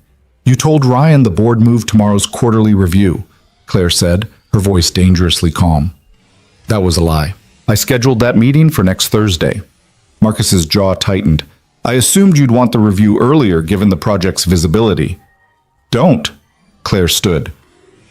You assumed you could test Ryan's commitment by manufacturing a conflict with his personal life. You wanted to see if he'd choose work over his daughter. You wanted him to fail. That's not... It's exactly what this is. You've been looking for an excuse to prove I made a mistake promoting him, but Ryan hasn't given you one, so you're trying to create it. Marcus's face reddened. With all due respect, Ms. Vaughn, coddling employees who can't handle standard executive expectations... Standard expectations? Claire's voice cut like ice. You mean working 16-hour days and missing your children's milestones? Sacrificing family for the appearance of dedication? Is that what you want from your team? I want commitment. You want performers who'll destroy themselves proving loyalty. But Claire moved around her desk. Here's what's going to happen. The quarterly review stays scheduled for next Thursday at 2 p.m. Ryan will attend that meeting. Tomorrow at 2 p.m., he'll attend his daughter's school performance. And you'll remember that I'm the CEO, which means I decide what constitutes appropriate expectations for my employees. Marcus's expression hardened. Of course, Ms. Vaughn. He left, the door closing with controlled force. Ryan stood frozen. Claire, you didn't have to... Yes, I did. She turned to face him. Marcus just tried to sabotage you by exploiting the one thing that matters most. Your relationship with Mia. I won't tolerate that. But now he'll understand that I protect my people, all of them, especially the ones who've proven their value. Claire's expression softened. Go to Mia's performance tomorrow. Be present. That's more important than any board meeting. Ryan felt something crack open in his chest. Relief and gratitude and something deeper. Thank you. Stop thanking me and go home. Your daughter needs you to practice being proud of her. Ryan left Vantage Technologies that afternoon feeling like he'd witnessed something important. Claire hadn't just defended him. She'd defended the principle that family mattered, that presence had value, that success without humanity was hollow. She'd defended the things she'd failed to protect with Emma. The next day at 1:30 p.m., Ryan sat in the front row of Mia's school auditorium. The chairs were too small, designed for elementary-aged bodies. Parents filled the space with phones ready to record, and the air hummed with anticipatory energy. Mia had been vibrating with excitement that morning, talking non-stop about her costume and her lines and how nervous excited she felt. Ryan had braided her hair carefully, the way Sarah used to, and told her she'd be amazing. Now he waited for the curtain to open, his heart full of the peculiar anxiety that came with watching your child perform. His phone buzzed, text from Claire. Front row? Of course. Give Mia a hug from me. And Ryan, I'm proud of you. The message made his throat tight. Ryan pocketed his phone as the lights dimmed. The performance was a winter celebration featuring songs and poems from each grade. Mia's first grade class performed third, dressed as snowflakes. Ryan spotted his daughter immediately, center stage, her face serious with concentration. She sang with the others, her young voice blending with the chorus. But it was during her speaking part that Ryan's heart swelled. Mia stepped forward and recited a poem about winter bringing both endings and beginnings, about cold making way for spring, about light returning after darkness. She spoke clearly, confidently, and when she finished, she looked directly at Ryan and smiled. He realized he was crying. The performance ended with all the classes singing together, and then it was over. Parents flooded toward their children. Ryan made his way to Mia, who launched herself into his arms. "Did you see me, Daddy? Did you see my part?" "I saw everything, baby. You were perfect. You kept your promise." "Always," Ryan said, holding her close. "I'll always keep my promises to you." They went for ice cream afterward, even though it was December. Mia recounted every moment of the performance while Ryan listened and thought about how close he'd come to missing this. How Marcus had almost made him break the one promise that mattered most. That evening, after Mia was in bed, Ryan texted Claire. "Thank you for making today possible. You made it possible by being the kind of father who shows up. I just removed an obstacle." Ryan hesitated, then typed, "Can we talk about what's happening between us?" The three dots appeared, disappeared, appeared again. Finally, "Yes, Sunday." After Mia's in the library, Ryan set down his phone, his heart racing. They were finally going to have the conversation they'd been avoiding. The one that would either move them forward or establish boundaries that kept them safely separate. He didn't know which outcome scared him more. Sunday arrived with crystalline winter sunlight that made Seattle's rain-soaked streets gleam. Ryan drove to Claire's house, with Mia chattering about a book she wanted to find in Emma's library, but his mind was elsewhere. The conversation waiting for him felt like standing at the edge of something, a threshold he could cross or retreat from, but either choice would change everything. Claire answered the door in jeans and a cream sweater, her hair loose around her shoulders. She looked younger like this, softer, and Ryan felt his resolve waver. Maybe they should just leave things undefined, comfortable in their careful ambiguity. But Mia was already inside, heading straight for the library, and Claire was looking at Ryan with eyes that said they both knew pretending had run its course. "Coffee?" Claire offered. "Sure." They moved to the kitchen with the awkward awareness of two people about to have a conversation that mattered. Claire poured coffee with hands that weren't quite steady. Ryan accepted the mug and wrapped his fingers around its warmth. "So," Claire said. "So," Ryan echoed. They stood on opposite sides of the kitchen island like it was a negotiating table. The morning light slanted through windows, illuminating dust motes that drifted between them. Claire spoke first. "I've been thinking about this for weeks. What to say, how to say it, whether saying anything was even appropriate." She met his eyes. "I'm your CEO, Ryan. The power dynamics here are complicated." "I know. If this becomes something and it doesn't work out, your career could suffer. People will say I took advantage, that I promoted you for personal reasons." "Is that why you promoted me?" "You know it's not." Claire set down her coffee. "I promoted you because you were brilliant and overlooked and deserved the chance. But now it's more complicated because somewhere along the way, I started caring about you in ways that have nothing to do with HVAC systems." Ryan's heart hammered. "Claire, let me finish." She took a breath. "When Emma died, I convinced myself I'd used up my chance at having a family, that I'd failed so completely with her that I didn't deserve another opportunity. I built Vantage Technologies as penance, as proof that I could succeed at something even if I'd failed at the thing that mattered most." Her voice cracked slightly. "Then you walked into my office, and you were this man who'd made all the choices I didn't make, who'd chosen his daughter over his career, presence over advancement, love over ambition. And I realized I'd spent 5 years building something hollow." "It's not hollow," Ryan said quietly. "Vantage Technologies employs thousands of people. You've created something that matters. But I didn't do it for the right reasons." I did it because I was running from grief. Claire moved around the island, closing the distance between them. Being around you and Mia, watching you build a life from loss instead of running from it, it made me remember why any of this matters. You reminded me that success without connection is just sophisticated loneliness. She stopped a few feet away, close enough that Ryan could see the vulnerability in her expression. So yes, Claire continued, I care about you. More than I should. More than is probably wise. And I don't know what to do about it because I'm terrified of hurting you, of damaging your career, of failing again at something that matters. Ryan set down his coffee and closed the remaining distance between them. Can I tell you what I'm terrified of? Claire nodded. I'm terrified that I'm betraying Sarah by falling for someone else. That Mia will think I'm trying to replace her mother. That I'm being selfish by wanting something for myself when I should be focused entirely on being her father. Ryan's voice roughened. But I'm also terrified of being so cautious that I miss something real. Something that could be good for all of us. You're falling for me? Claire's voice was barely above a whisper. I fell weeks ago, maybe months. I've just been too scared to admit it. Claire's eyes shimmered with tears she didn't let fall. I don't want to be a complication in your life. You're not a complication. You're... Ryan struggled for the right words. You're someone who sees me, really sees me, not just as a father or an employee or the invisible guy fixing broken systems.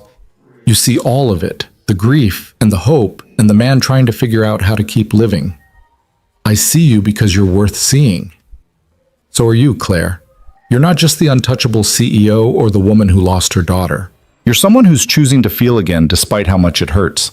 Someone who's brave enough to let people in even after loss taught you how dangerous that is. They stood inches apart now, the air between them charged with everything unspoken. This could get messy, Claire said. Probably.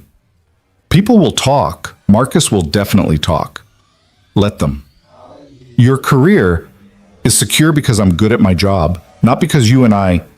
Ryan paused. Not because of this. Claire reached up and touched his face, her palm warm against his cheek. I haven't done this in so long. I don't know if I remember how. Neither do I. That's probably a good place to start. Two people figuring it out together. Ryan covered her hand with his. What about Mia? We need to think about what's best for her.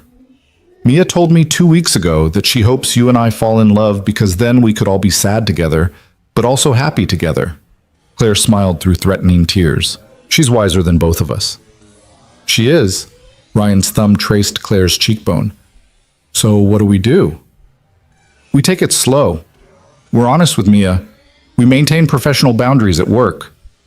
Claire leaned into his touch. And we stop pretending that what's happening between us isn't real. Ryan leaned forward, giving Claire every opportunity to pull away. She didn't. Their lips met softly, tentatively, like people learning a language they'd almost forgotten. The kiss was gentle and careful and full of promise. When they separated, Claire was crying silently. I didn't think I'd feel this again. Neither did I. They stood together in Claire's kitchen, holding each other while morning light painted them gold, and it felt like healing. Not forgetting Sarah or Emma, but learning that hearts could hold both grief and new love, that the dead didn't require loyalty expressed through loneliness. Daddy? Claire? Mia's voice called from the library. Can you help me reach a book? They separated, smiling at the interruption. Claire wiped her eyes. Ryan straightened his shirt. Then they walked together toward Mia's voice, and something about that felt significant, moving forward together toward the child who'd been the bridge between them. Mia stood on tiptoe, reaching for a book on a high shelf. She turned when they entered, her perceptive eyes moving between them with interest. You look different, she observed. Ryan's heart stopped. Different how? Happy different. Like when you smile for real, not just because you're supposed to. Mia pointed at the book. Can you get that one?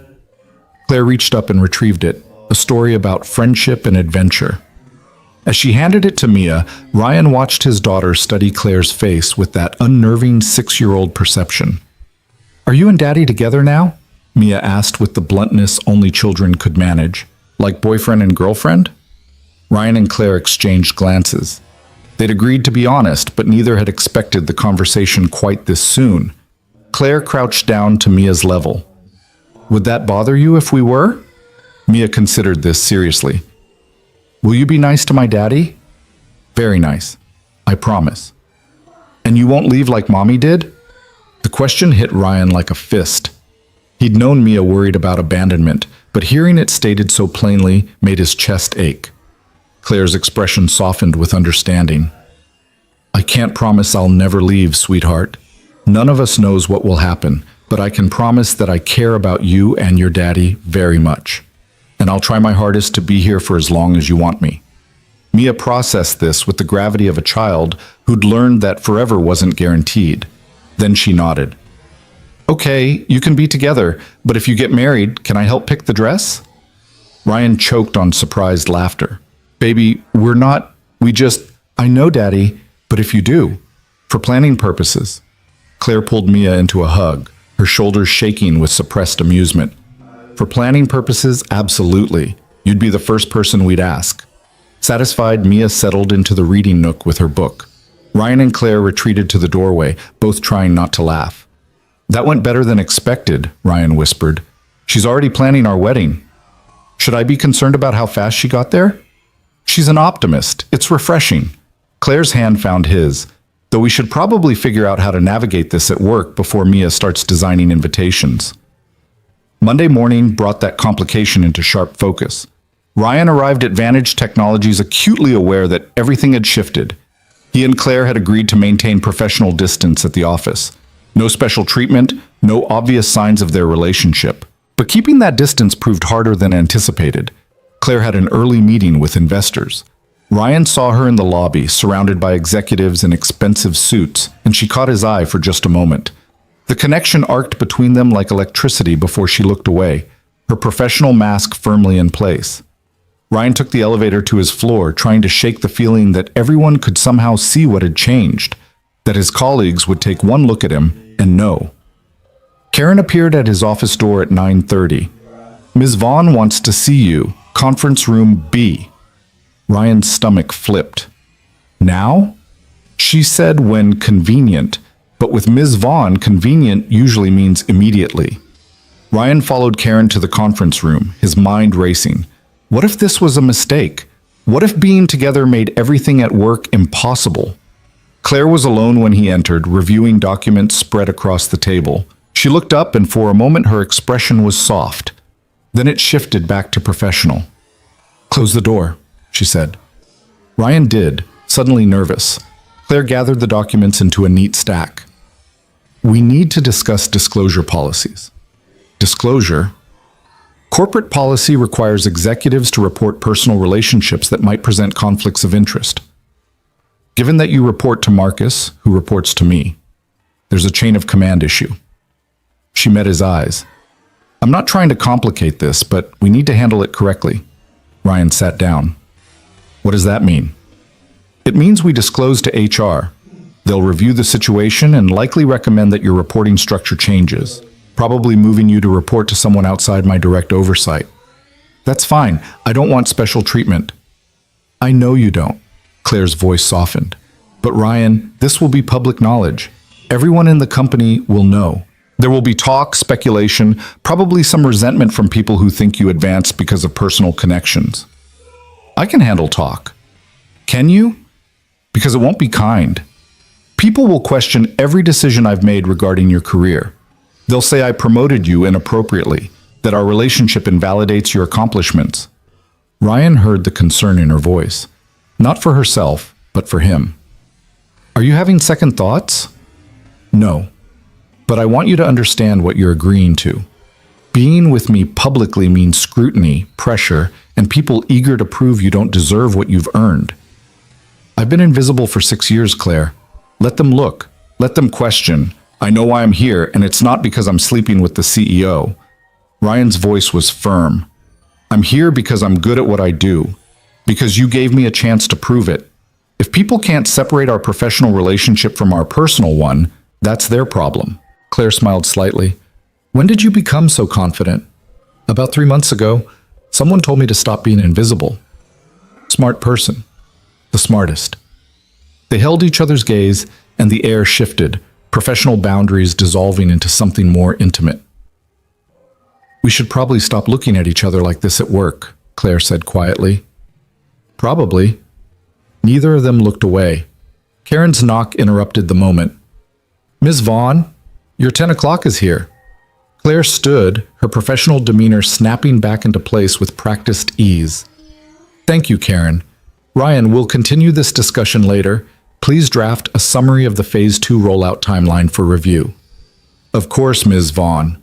The formality felt absurd given that they'd been kissing in her kitchen 24 hours ago. But this was the dance they'd have to learn, separating work from everything else, keeping professional and personal in their appropriate boxes. Ryan returned to his office and tried to focus on work. He drafted the rollout timeline, reviewed energy efficiency data, and responded to emails. But his mind kept drifting to Claire, to the conversation ahead with HR, to how their lives were about to get significantly more complicated. At lunch, Marcus appeared at Ryan's door. "Walk with me," Marcus said. It wasn't a request. Ryan followed him to the elevator, then down to the lobby coffee shop. Marcus ordered black coffee. Ryan got the same, though he didn't particularly want it. They sat at a corner table away from other employees. "I owe you an apology," Marcus said without preamble. Ryan blinked. "For what?" "For the board meeting manipulation. For testing you unnecessarily. For..." Marcus paused, clearly uncomfortable with whatever came next. "For letting my ego cloud my judgment about your abilities." "I don't understand." Claire called me into her office Friday afternoon. She was very clear about her disappointment in my leadership approach. Marcus's expression was rueful. She pointed out that I've been so focused on credentials and traditional career paths that I've been blind to actual talent. She's right. He took a sip of coffee. "Your work is exceptional, Brooks. The rollout project is ahead of schedule and under budget. The board presentation was one of the strongest I've seen from a junior executive. You've earned your position through merit, not favoritism." "Thank you," Ryan said carefully, waiting for the other shoe to drop. "But there's something you should know. There's talk. About you and Claire." Ryan's spine stiffened. "What kind of talk?" "The inevitable kind. People notice things. The way she defends you, the time you spend together, the fact that she's more animated in meetings when you're present." Marcus held up a hand before Ryan could respond. "I'm not making accusations.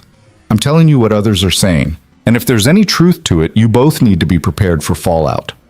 What others are saying doesn't change the quality of my work." "No, it doesn't. But perception matters in corporate environments, especially when one person holds significant power over another's career." Marcus leaned forward. "I don't care about your personal life, Brooks. But I do care about this company and about the teams I manage. If there's something happening between you and Claire, handle it properly. Disclose it. Let HR manage the conflict of interest. Don't give people ammunition to dismiss your legitimate accomplishments." Ryan met Marcus's eyes and saw something unexpected. Not hostility, but genuine advice from someone who'd navigated corporate politics longer. "Thank you for the warning," Ryan said. "You're a good employee, Brooks. Maybe even a great one. Don't let complications derail that." Marcus stood, leaving his barely touched coffee on the table. "And for what it's worth, Claire seems happier lately, more present. If you're part of that, maybe the complications are worth it." He left Ryan sitting alone with 2 cups of coffee and the weight of what needed to happen next. Ryan texted Claire, "We need to talk to HR, soon." Her response came immediately. "Already scheduled, tomorrow morning, 9 a.m., together." The meeting with HR was handled by Jennifer Marsh, the same woman who'd processed Ryan's promotion paperwork months ago. She listened to Claire and Ryan explain their relationship with professional neutrality, taking notes and asking clarifying questions about timeline, decision-making processes, and current reporting structures. "This falls under our conflict of interest policy," Jennifer said, reviewing her notes. "Given that Mr. Brooks reports to Senior VP Webb, who reports directly to you, Ms. Vaughn, there's a clear chain of command issue." "I understand," Claire said. "What are our options?" "Realistically, Ryan needs to report to someone outside your direct oversight. I'd recommend transferring him to report to Sandra Chen in operations. She's a senior VP at your level, Marcus, so there's no subordinate relationship to Claire." Jennifer looked at Ryan. This doesn't diminish your role or authority. Your project scope remains the same. You'd simply have a different supervisor for administrative purposes. That works for me, Ryan said. There's one more thing. Jennifer's expression became more serious. Once this is formally disclosed, it becomes semi-public knowledge within executive circles. People will talk. There may be accusations of favoritism regarding your promotion and project assignments. We anticipated that, Claire said calmly. Good. Because HR will conduct a review of all decisions made regarding Mr. Brooks's employment to ensure proper protocols were followed. If we find anything questionable, we'll need to address it. Ryan felt a flash of concern, but Claire remained composed. Review whatever you need. Every decision regarding Ryan's employment was based on merit and documented accordingly. Jennifer nodded. I believe that. But we need the paper trail to prove it to anyone who questions it. She closed her laptop. I'll process the reporting structure change and notify the relevant parties. Expect some questions from colleagues. My advice is to keep responses brief and professional. After the meeting, Ryan and Claire walked separately back to their floors, maintaining the appearance of professional distance even though everything had just become official. Ryan's phone buzzed, text from Claire. That went better than I expected. Did you think it would go badly? I thought there might be more resistance, more judgment. Maybe people are more understanding than we give them credit for. Or maybe they're just waiting to see if we fail. Ryan stared at that message, understanding the pressure Claire felt. She'd spent 5 years building credibility as CEO. Now she was risking that reputation on a relationship with someone she'd promoted unconventionally. We won't fail, he typed back. Not if we're honest and keep being good at our jobs. When did you become the optimistic one? I learned from a 6-year-old who thinks we should already be planning the wedding. Claire's response was a laughing emoji followed by, smart kid. The news spread through executive circles within days. Ryan felt the shift in how people looked at him, curiosity, speculation, and in some cases barely concealed resentment. A few colleagues who'd been friendly became distant. Others made pointed comments about unconventional career advancement. Ryan ignored it and focused on his work. The Phase 2 rollout was complex, requiring coordination across multiple buildings and departments. He threw himself into the logistics, letting results speak louder than gossip. But it was harder for Claire.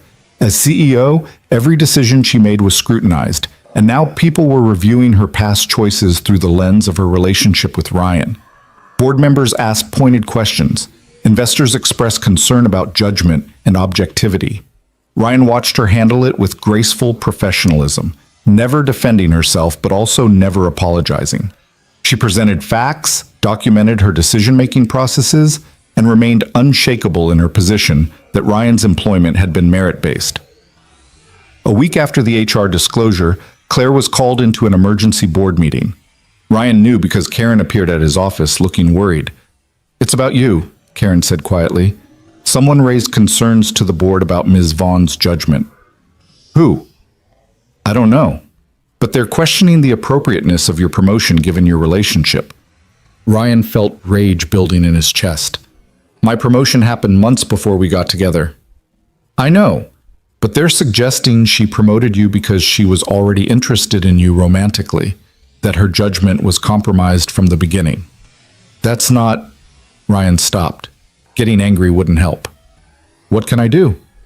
Nothing. Just wait. Ms. Vaughn can handle the board. But waiting was torture. Ryan sat in his office trying to work while knowing that upstairs, Claire was defending both their professional relationship and their personal one. The woman who'd given him a chance when he was invisible was now being questioned because she'd seen potential others had missed. 2 hours later, Claire texted, "Can you come to my office?" Ryan made it there in 3 minutes. Claire sat at her desk looking tired but not defeated. What happened? Ryan asked. Marcus happened. Marcus? He went to the board, presented a full report documenting your work performance, your project outcomes, and the timeline of our relationship.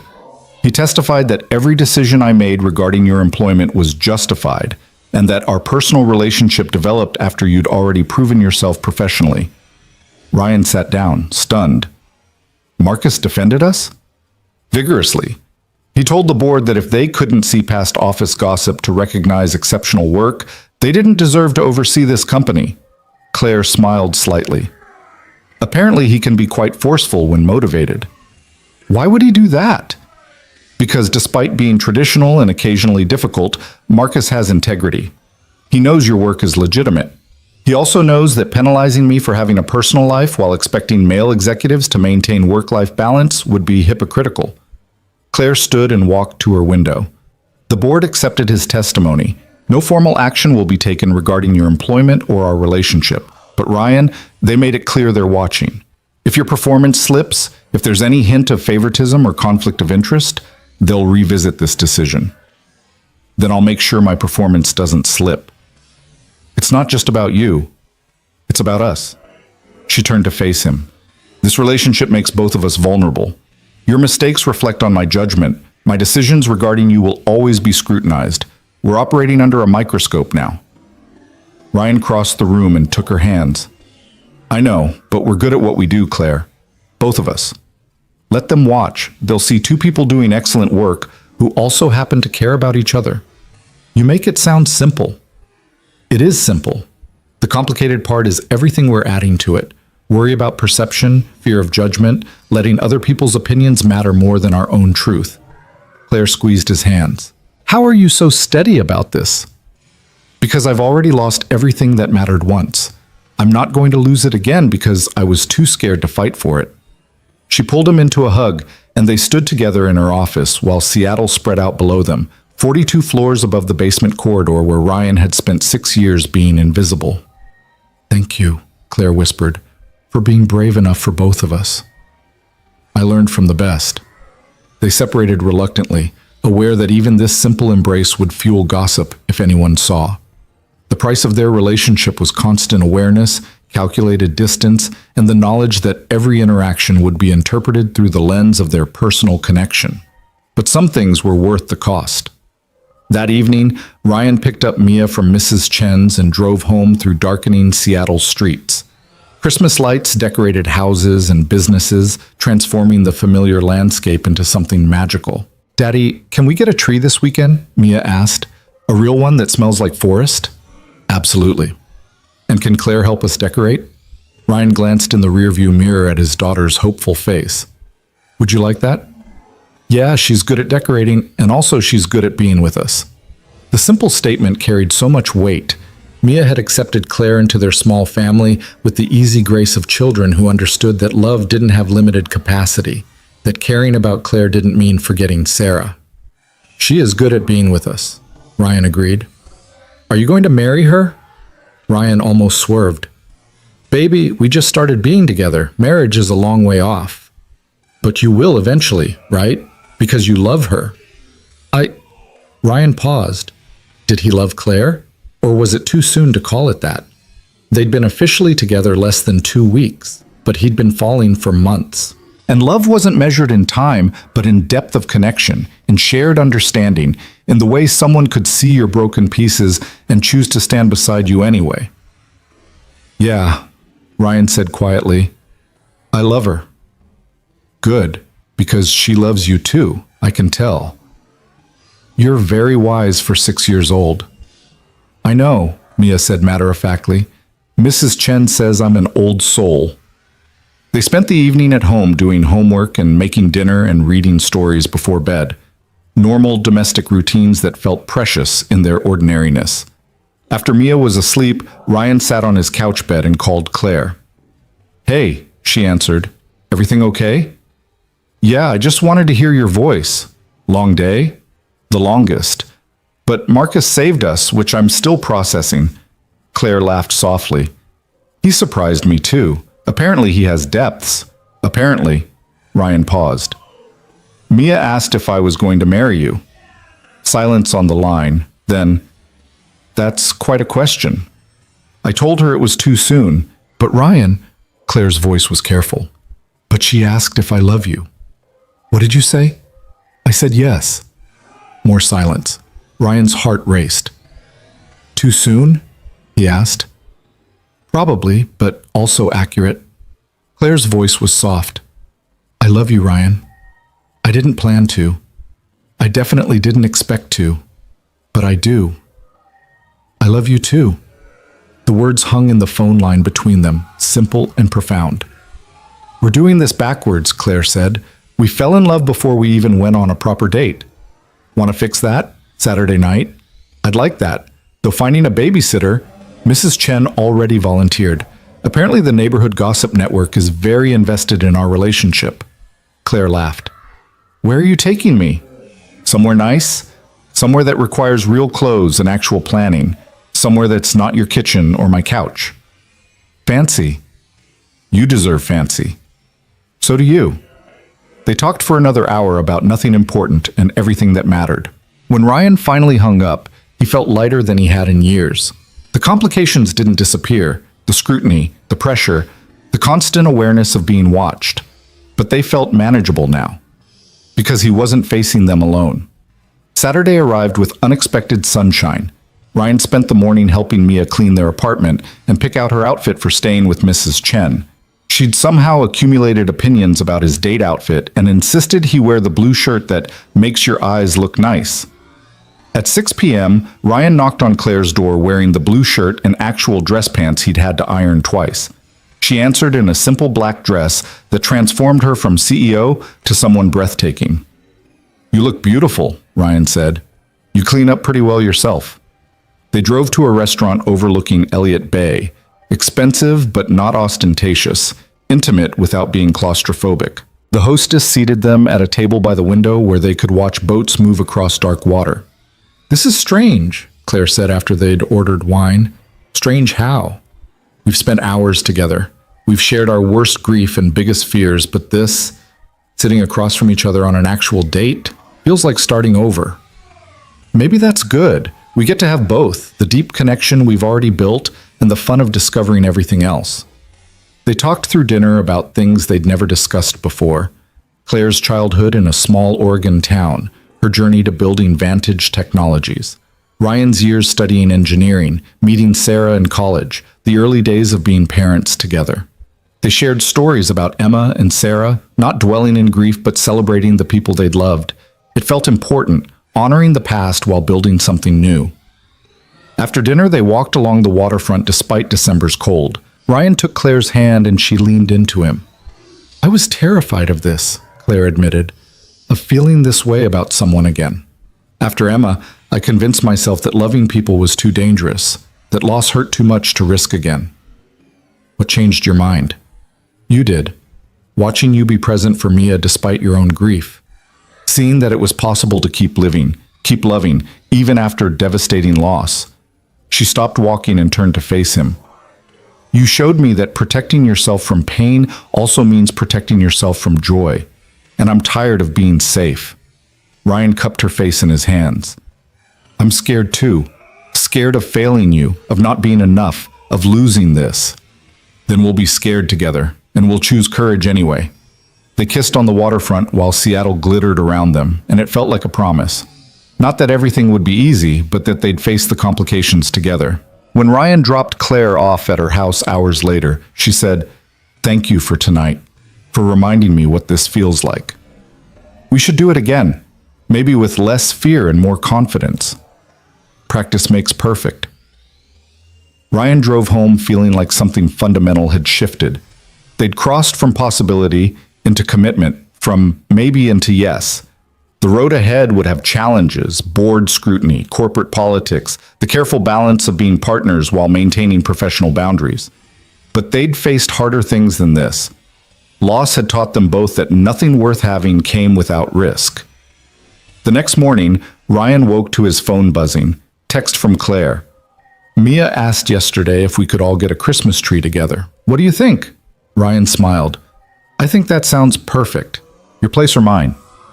He thought about Claire's beautiful but sterile house, about Emma's library waiting for life, about Sunday afternoons that had become their shared tradition. Yours, he typed. Let's fill it with something living. See you at 2. Ryan showed the message to Mia over breakfast. Her face lit up. Are we going to live at Claire's house? She asked. No, baby. We're just getting her a Christmas tree. But eventually, when you get married, Ryan looked at his 6-year-old daughter, who'd somehow become the family optimist despite, or maybe because of, everything she'd lost. Maybe eventually, he said. Would that be okay with you? Mia considered this seriously. Will I still have my room? And can we bring Mommy's pictures? Ryan's throat tightened. Of course. Always. Claire knows Mommy was important. She'd never ask us to forget her. Okay then, I think it would be good. Claire's house is really big, and she seems lonely there by herself. That afternoon, they drove to a Christmas tree lot and spent an hour finding the perfect tree, 7 feet tall, full, and fragrant, the kind of tree that would transform a space. They loaded it into Claire's SUV with the help of lot attendants, then drove to her house in Laurelhurst. Decorating took hours. They strung lights while music played, hung ornaments carefully, debated about the correct tinsel distribution. Mia directed operations with the authority of someone who'd been planning this moment for weeks. When they finally finished, they stood back to admire their work. The tree filled Claire's living room with light and life, transforming the space from beautiful but cold into somewhere warm, somewhere that felt like home. It's perfect, Mia announced. Now we need hot chocolate. While Claire and Mia made hot chocolate in the kitchen, Ryan stood alone in the living room looking at the tree. Light reflected in the windows, doubling its glow. And he thought about how far he'd come from that night months ago when he'd opened the wrong door. Nothing about this journey had been simple. Grief never was. But somewhere between loss and healing, between invisible and seen, between closed off and open, he'd found something unexpected. He'd found love that honored the past while building toward the future. Found a woman who understood that broken things could still be beautiful. Found hope that felt sustainable instead of fragile. Claire appeared beside him, sliding her arm around his waist. What are you thinking? That I'm grateful I opened the wrong door. Best mistake you ever made. Second best, Ryan corrected. The best was saying yes when you offered me a chance. I think we can call it a tie. Mia emerged from the kitchen carrying 3 mugs of hot chocolate with elaborate precision. They settled together on Claire's couch, Ryan, Claire, and Mia, watching the tree lights twinkle while Seattle darkened outside. And for the first time since Sarah died, Ryan felt like they were building something that might last. Not replacing what was lost, but creating something new from the pieces that remained. Something worth fighting for. The complications Ryan and Claire had anticipated arrived in January with corporate precision. A rival tech company attempted a hostile acquisition of Vantage Technologies, claiming the company had lost strategic direction under Claire's leadership.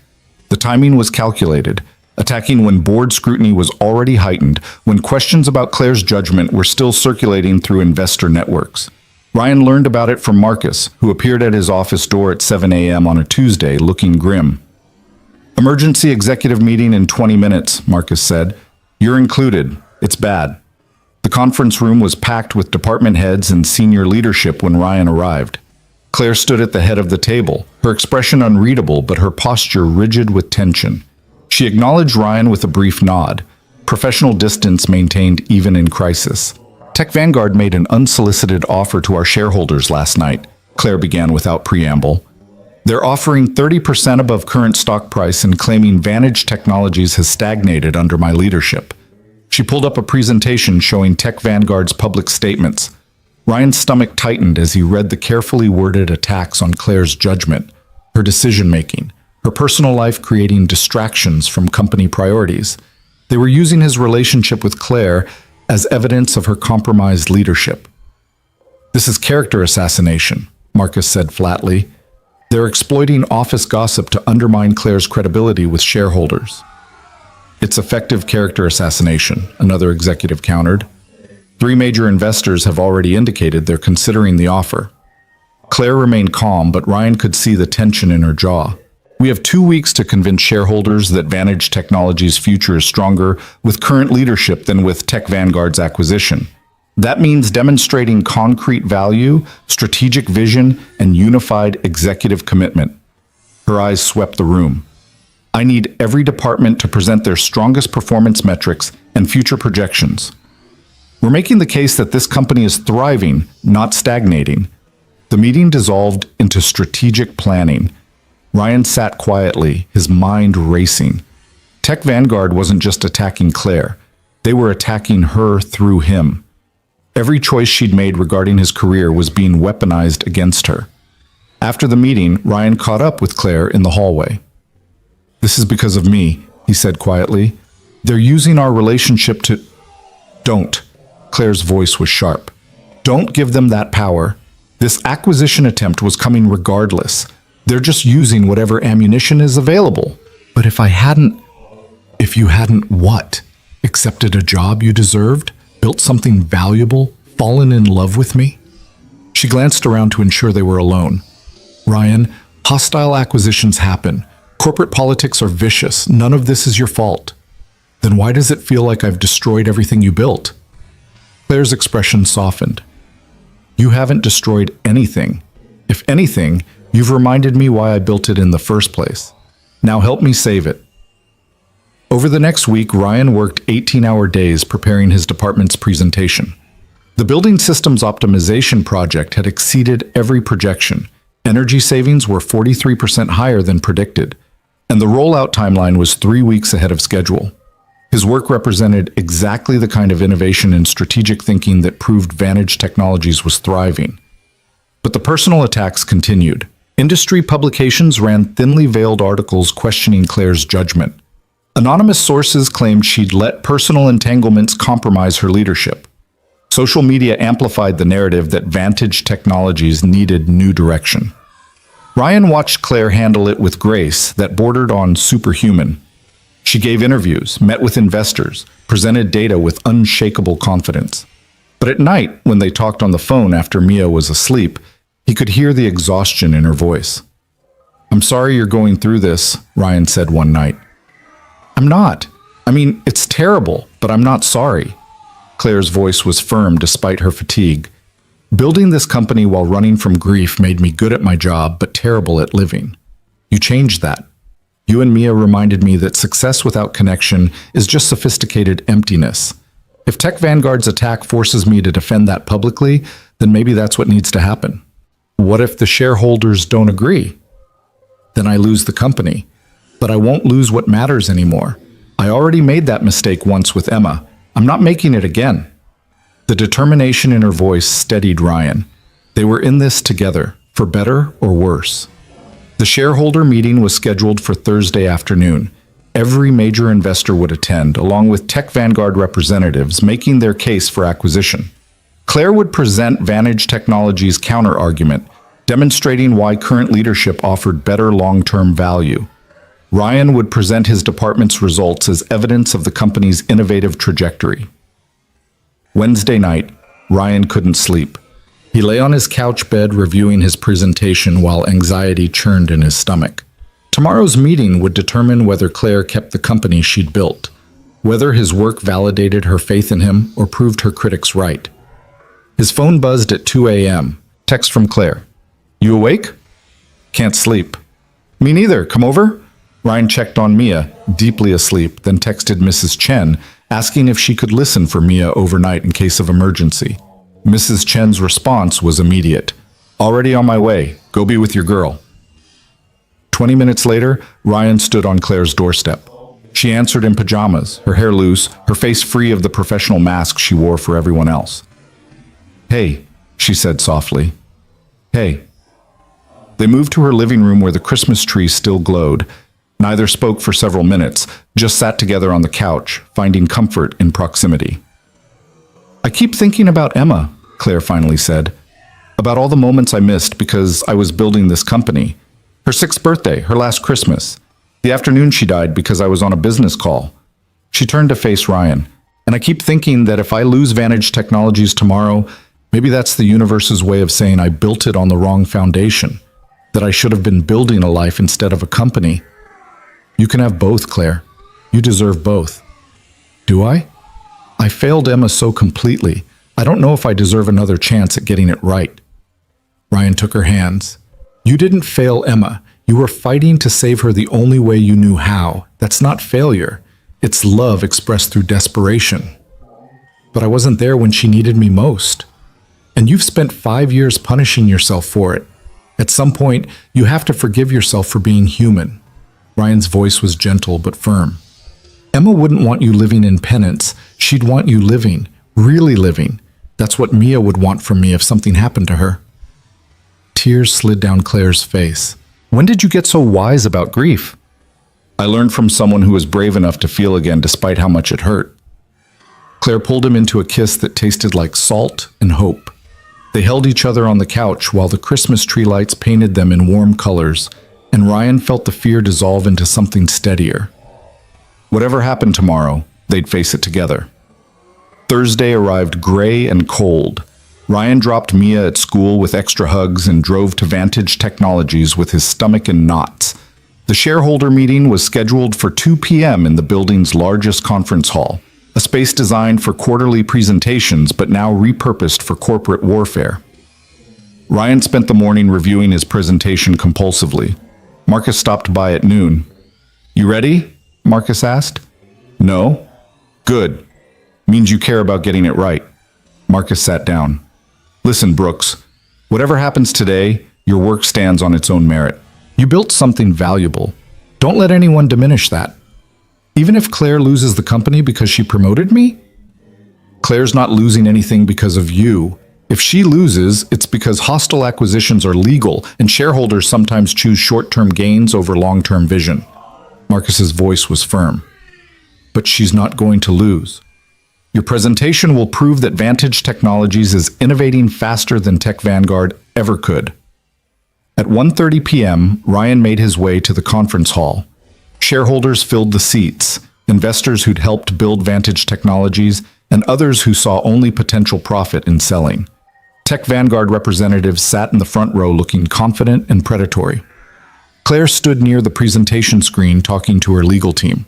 She looked composed and professional, every inch the CEO who'd built a company through strategic brilliance. But when she caught Ryan's eye across the room, he saw the vulnerability beneath her armor. The meeting was called to order at 2 p.m. sharp. Tech Vanguard's CEO spoke first, presenting their acquisition offer and vision for Vantage Technologies' future. He was polished and persuasive, painting a picture of expanded markets and increased shareholder value. Then he pivoted to questions about current leadership. Vantage Technologies has seen impressive growth, he acknowledged, but recent concerns about executive judgment and personal entanglements affecting professional decisions raise questions about long-term stability under current management. The implication was clear without being explicitly stated. Claire's relationship with Ryan was being positioned as evidence of compromised judgment. Ryan felt rage building but forced it down. Getting emotional wouldn't help. Claire took the floor with practiced confidence. She presented 5 years of financial data showing consistent growth, strategic acquisitions, and market expansion. She highlighted innovations in technology development and operational efficiency. She made the compelling case that Vantage Technologies was thriving precisely because of her leadership. Then she addressed the personal attacks directly. "There have been questions raised about my judgment, particularly regarding personnel decisions." Claire's voice was steady. "I'd like to address those directly by introducing Ryan Brooks, our Building Systems Optimization Specialist, who will present the results of a project that demonstrates exactly the kind of strategic innovation that defines Vantage Technologies' competitive advantage." She looked at Ryan. "Ryan?" Ryan stood and walked to the front of the room with his laptop. He connected to the presentation system, pulled up his first slide, and faced a room full of people who'd already decided he was evidence of Claire's poor judgment. 18 months ago, I was a maintenance worker in this building, Ryan began. I had an incomplete engineering degree and no corporate credentials. Ms. Vaughn promoted me because she recognized that technical expertise and innovative thinking aren't limited to people with traditional qualifications. He clicked to his first data slide. This graph shows Vantage Technologies' energy expenditure before and after implementing the Building Systems Optimization project. We've reduced costs by 43%. That's $1.2 million annually across our current properties.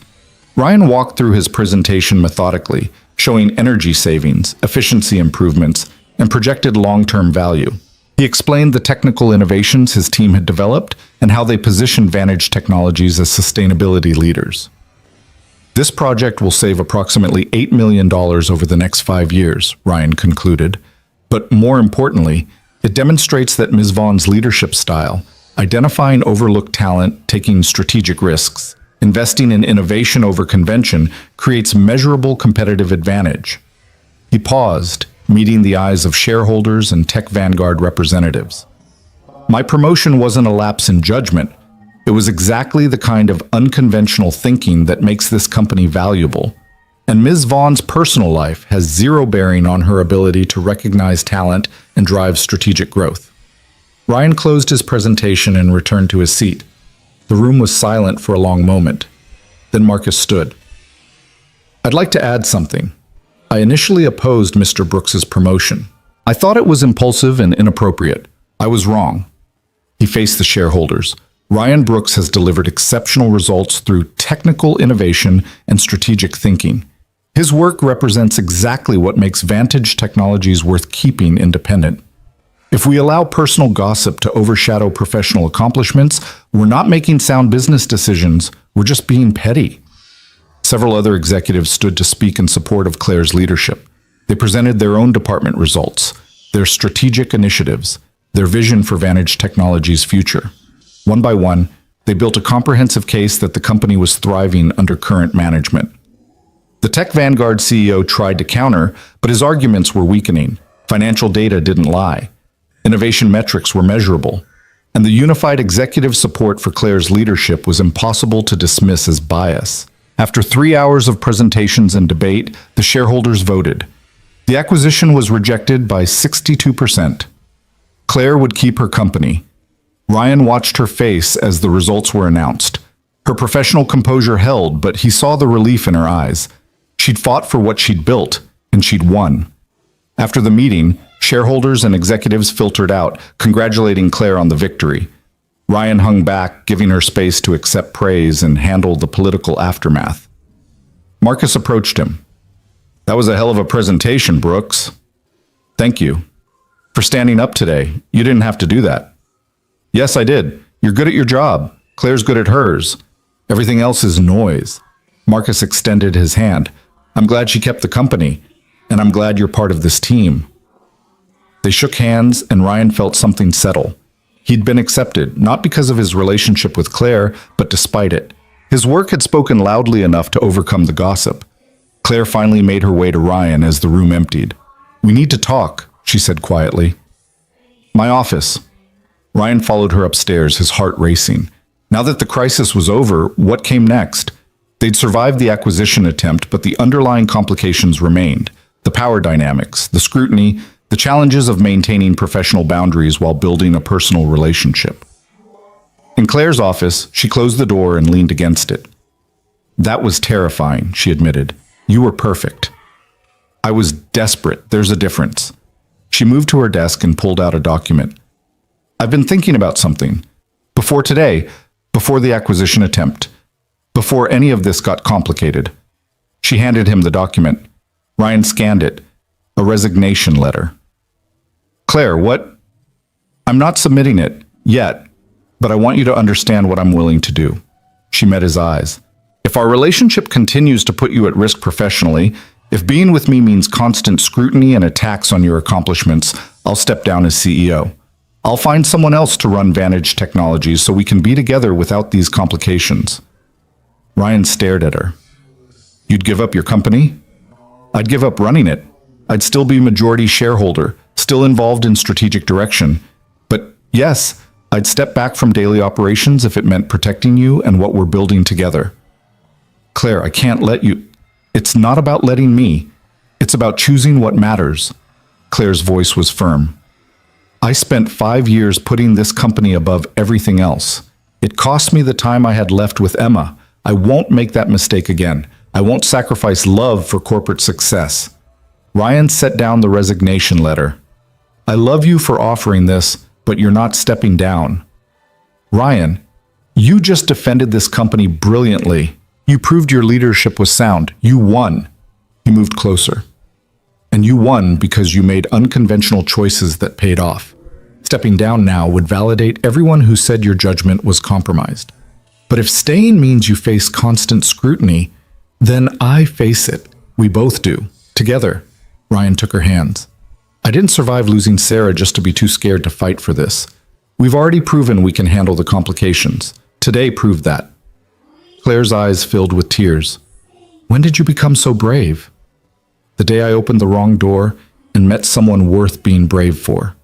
She pulled him into a kiss that felt like relief and promise and the beginning of something sustainable. When they separated, Claire was smiling through tears. So we're doing this? She asked.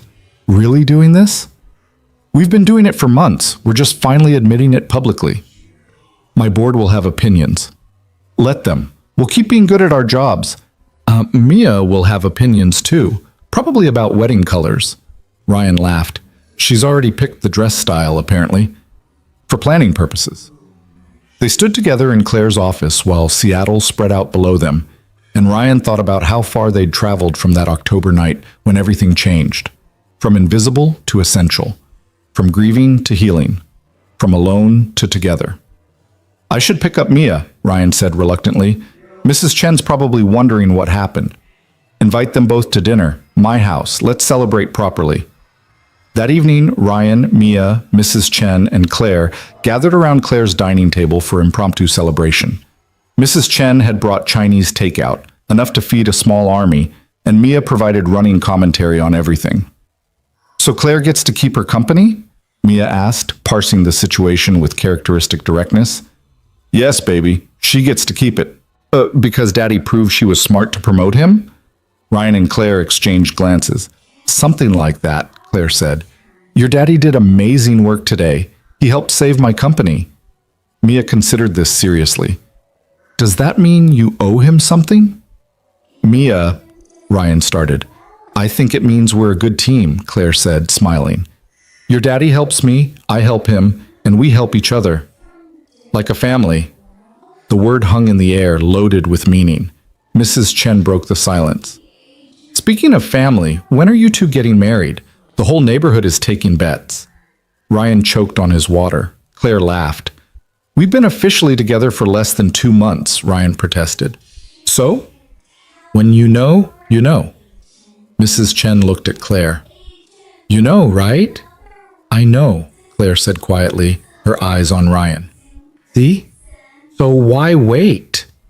Mrs. Chen stood to clear plates. Life is short. Emma would tell you the same thing if she were here. The mention of Emma silenced the table, but it wasn't the heavy silence of grief. It was something gentler, acknowledgement without devastation. She would, Claire agreed softly.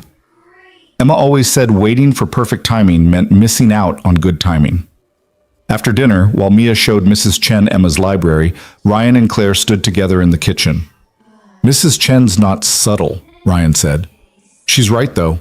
Claire turned to face him. I'm not saying we should rush anything, but I know what I want. I want this. You, Mia, building a life together. I want Sunday mornings and school performances and arguments about whose turn it is to do dishes. Sounds pretty domestic for a CEO. Maybe that's the point. Maybe success looks different than I thought. She moved closer. Emma used to draw pictures of our family. In every single one we were together, doing normal things like having picnics or reading books. She didn't draw me in boardrooms or closing deals. She drew me present. Claire's voice thickened. I can't get those years back with her. But I can choose differently now. I can build something that honors her memory by actually living instead of just achieving. Ryan pulled her into his arms. We'll figure it out. The balance between work and life, between professional and personal. We're already getting better at it. Are we? Because I still work too much, and you still stress about whether you're doing enough for Mia. Yeah, but we're doing it together now. That's different. They stood in Claire's kitchen holding each other, and it felt like coming home. Not forgetting the people they'd lost, but making space for new love alongside the grief. Over the next few months, they settled into a rhythm that felt sustainable. Ryan continued his building systems work with Marcus's full support. Claire led Vantage Technologies with renewed energy, making time for both strategic leadership and personal life. And slowly, carefully, they wove their separate lives into something shared. Mia spent weekends at Claire's house as often as Ryan's apartment. Her drawings started featuring 3 people instead of 2, Daddy, Mia, and Claire. She asked questions about what it would be like if they all lived together, if Claire became her stepmom, if families could have two moms even though one had died. Ryan and Claire answered honestly, letting Mia process at her own pace. They talked about Sarah often, making sure Mia understood that loving Claire didn't mean forgetting her mother, that hearts had infinite capacity for love. In March, Ryan's building systems project won an Industry Innovation Award. He accepted it at a conference in Portland with Claire in the audience. During his acceptance speech, he thanked his team, Marcus, and the CEO who saw potential where others saw only a maintenance worker. The industry press covered it favorably. The narrative shifted from CEO's questionable romance to innovative leadership identifying unconventional talent. Claire's reputation not only recovered but grew stronger. In April, Claire and Ryan took Mia to the Oregon coast for spring break. They rented a small house on the beach and spent 3 days building sandcastles, flying kites, and existing outside the complications of their Seattle lives. Watching Mia chase waves while holding Claire's hand, Ryan felt something settle deep in his chest. This was family, different from what he'd had with Sarah, but no less real, no less valuable. On their last evening at the coast, after Mia fell asleep, Ryan and Claire sat on the beach watching stars emerge. "I've been thinking," Ryan said, "about what comes next. Professionally or personally?" "Both, all of it." He turned to face her. "I want to marry you, Claire. I want Mia and me to move into your house and fill it with life. I want Sunday mornings and school performances and arguing about dishes. All of it." Claire's eyes shimmered in starlight. "That's quite a proposal." "It's not the proposal. That'll be better. With a ring and actual romance instead of me just blurting it out on a beach." Ryan took her hand. "But I wanted you to know so you can think about whether that's what you want too." "I don't need to think about it. I want exactly that." Claire squeezed his hand. "But Ryan, are you sure? Moving in together, getting married, it'll change everything. For you and Mia." "It already changed, months ago. We're just finally catching up to where we've been heading all along." They sat together on the beach while waves whispered against the shore, and Ryan felt Sarah's presence like a benediction. Not haunting, but blessing. As if his first love was telling him it was okay to build something new, that she'd want him and Mia to be happy. The proposal happened 3 weeks later in Emma's library. Ryan had planned something elaborate, but Mia accidentally revealed the secret by asking Claire if she'd said yes yet. So instead of the romantic restaurant reservation, Ryan knelt in the room where their lives had first intertwined.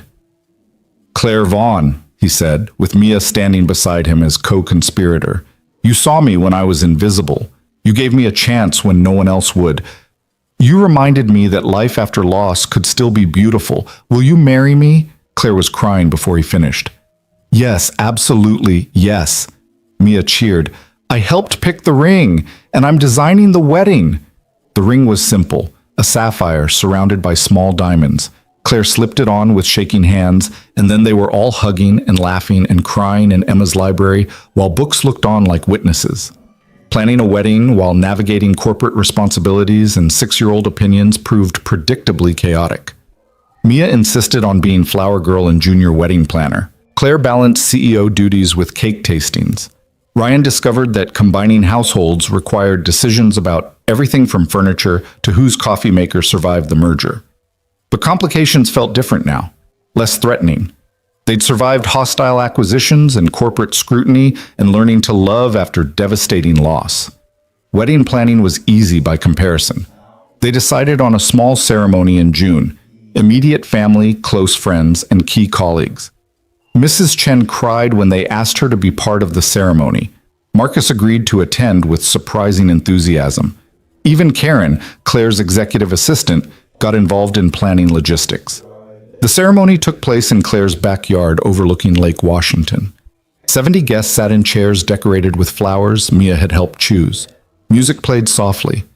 And when Claire appeared in a simple ivory dress, Ryan's breath caught. She was beautiful.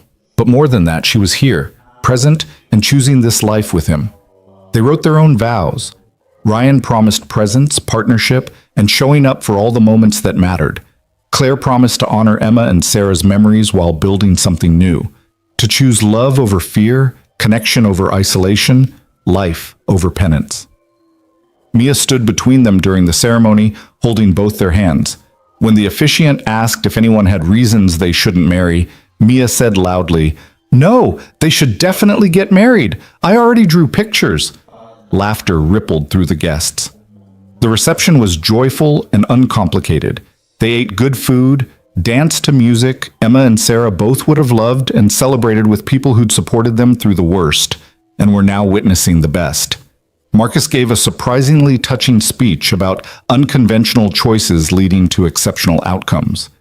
Mrs. Chen cried through hers, and when Mia took the microphone to announce that she now had the best dad and the best stepmom and the best family, Ryan felt his throat close with emotion.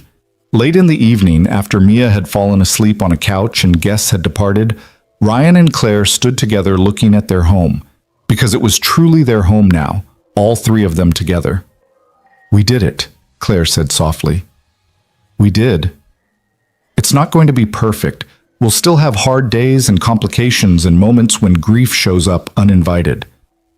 "I know." Ryan pulled her close. "But we'll face them together. That's what matters." They stood in the gathering darkness while Seattle lights reflected off Lake Washington, and Ryan thought about journeys, about wrong doors leading to right places, about being seen after years of invisibility, about grief that didn't end but learned to coexist with joy. The next morning, Ryan woke in Claire's bed, their bed now, to find Mia standing in the doorway. "Is it weird that I'm happy even though Mommy's not here?" she asked quietly. Ryan sat up, making space for Mia to climb between him and Claire. "No, baby, it's not weird. Mommy would want you to be happy. And Emma would want me to be happy too," Claire added, waking. "They both would. That's how love works.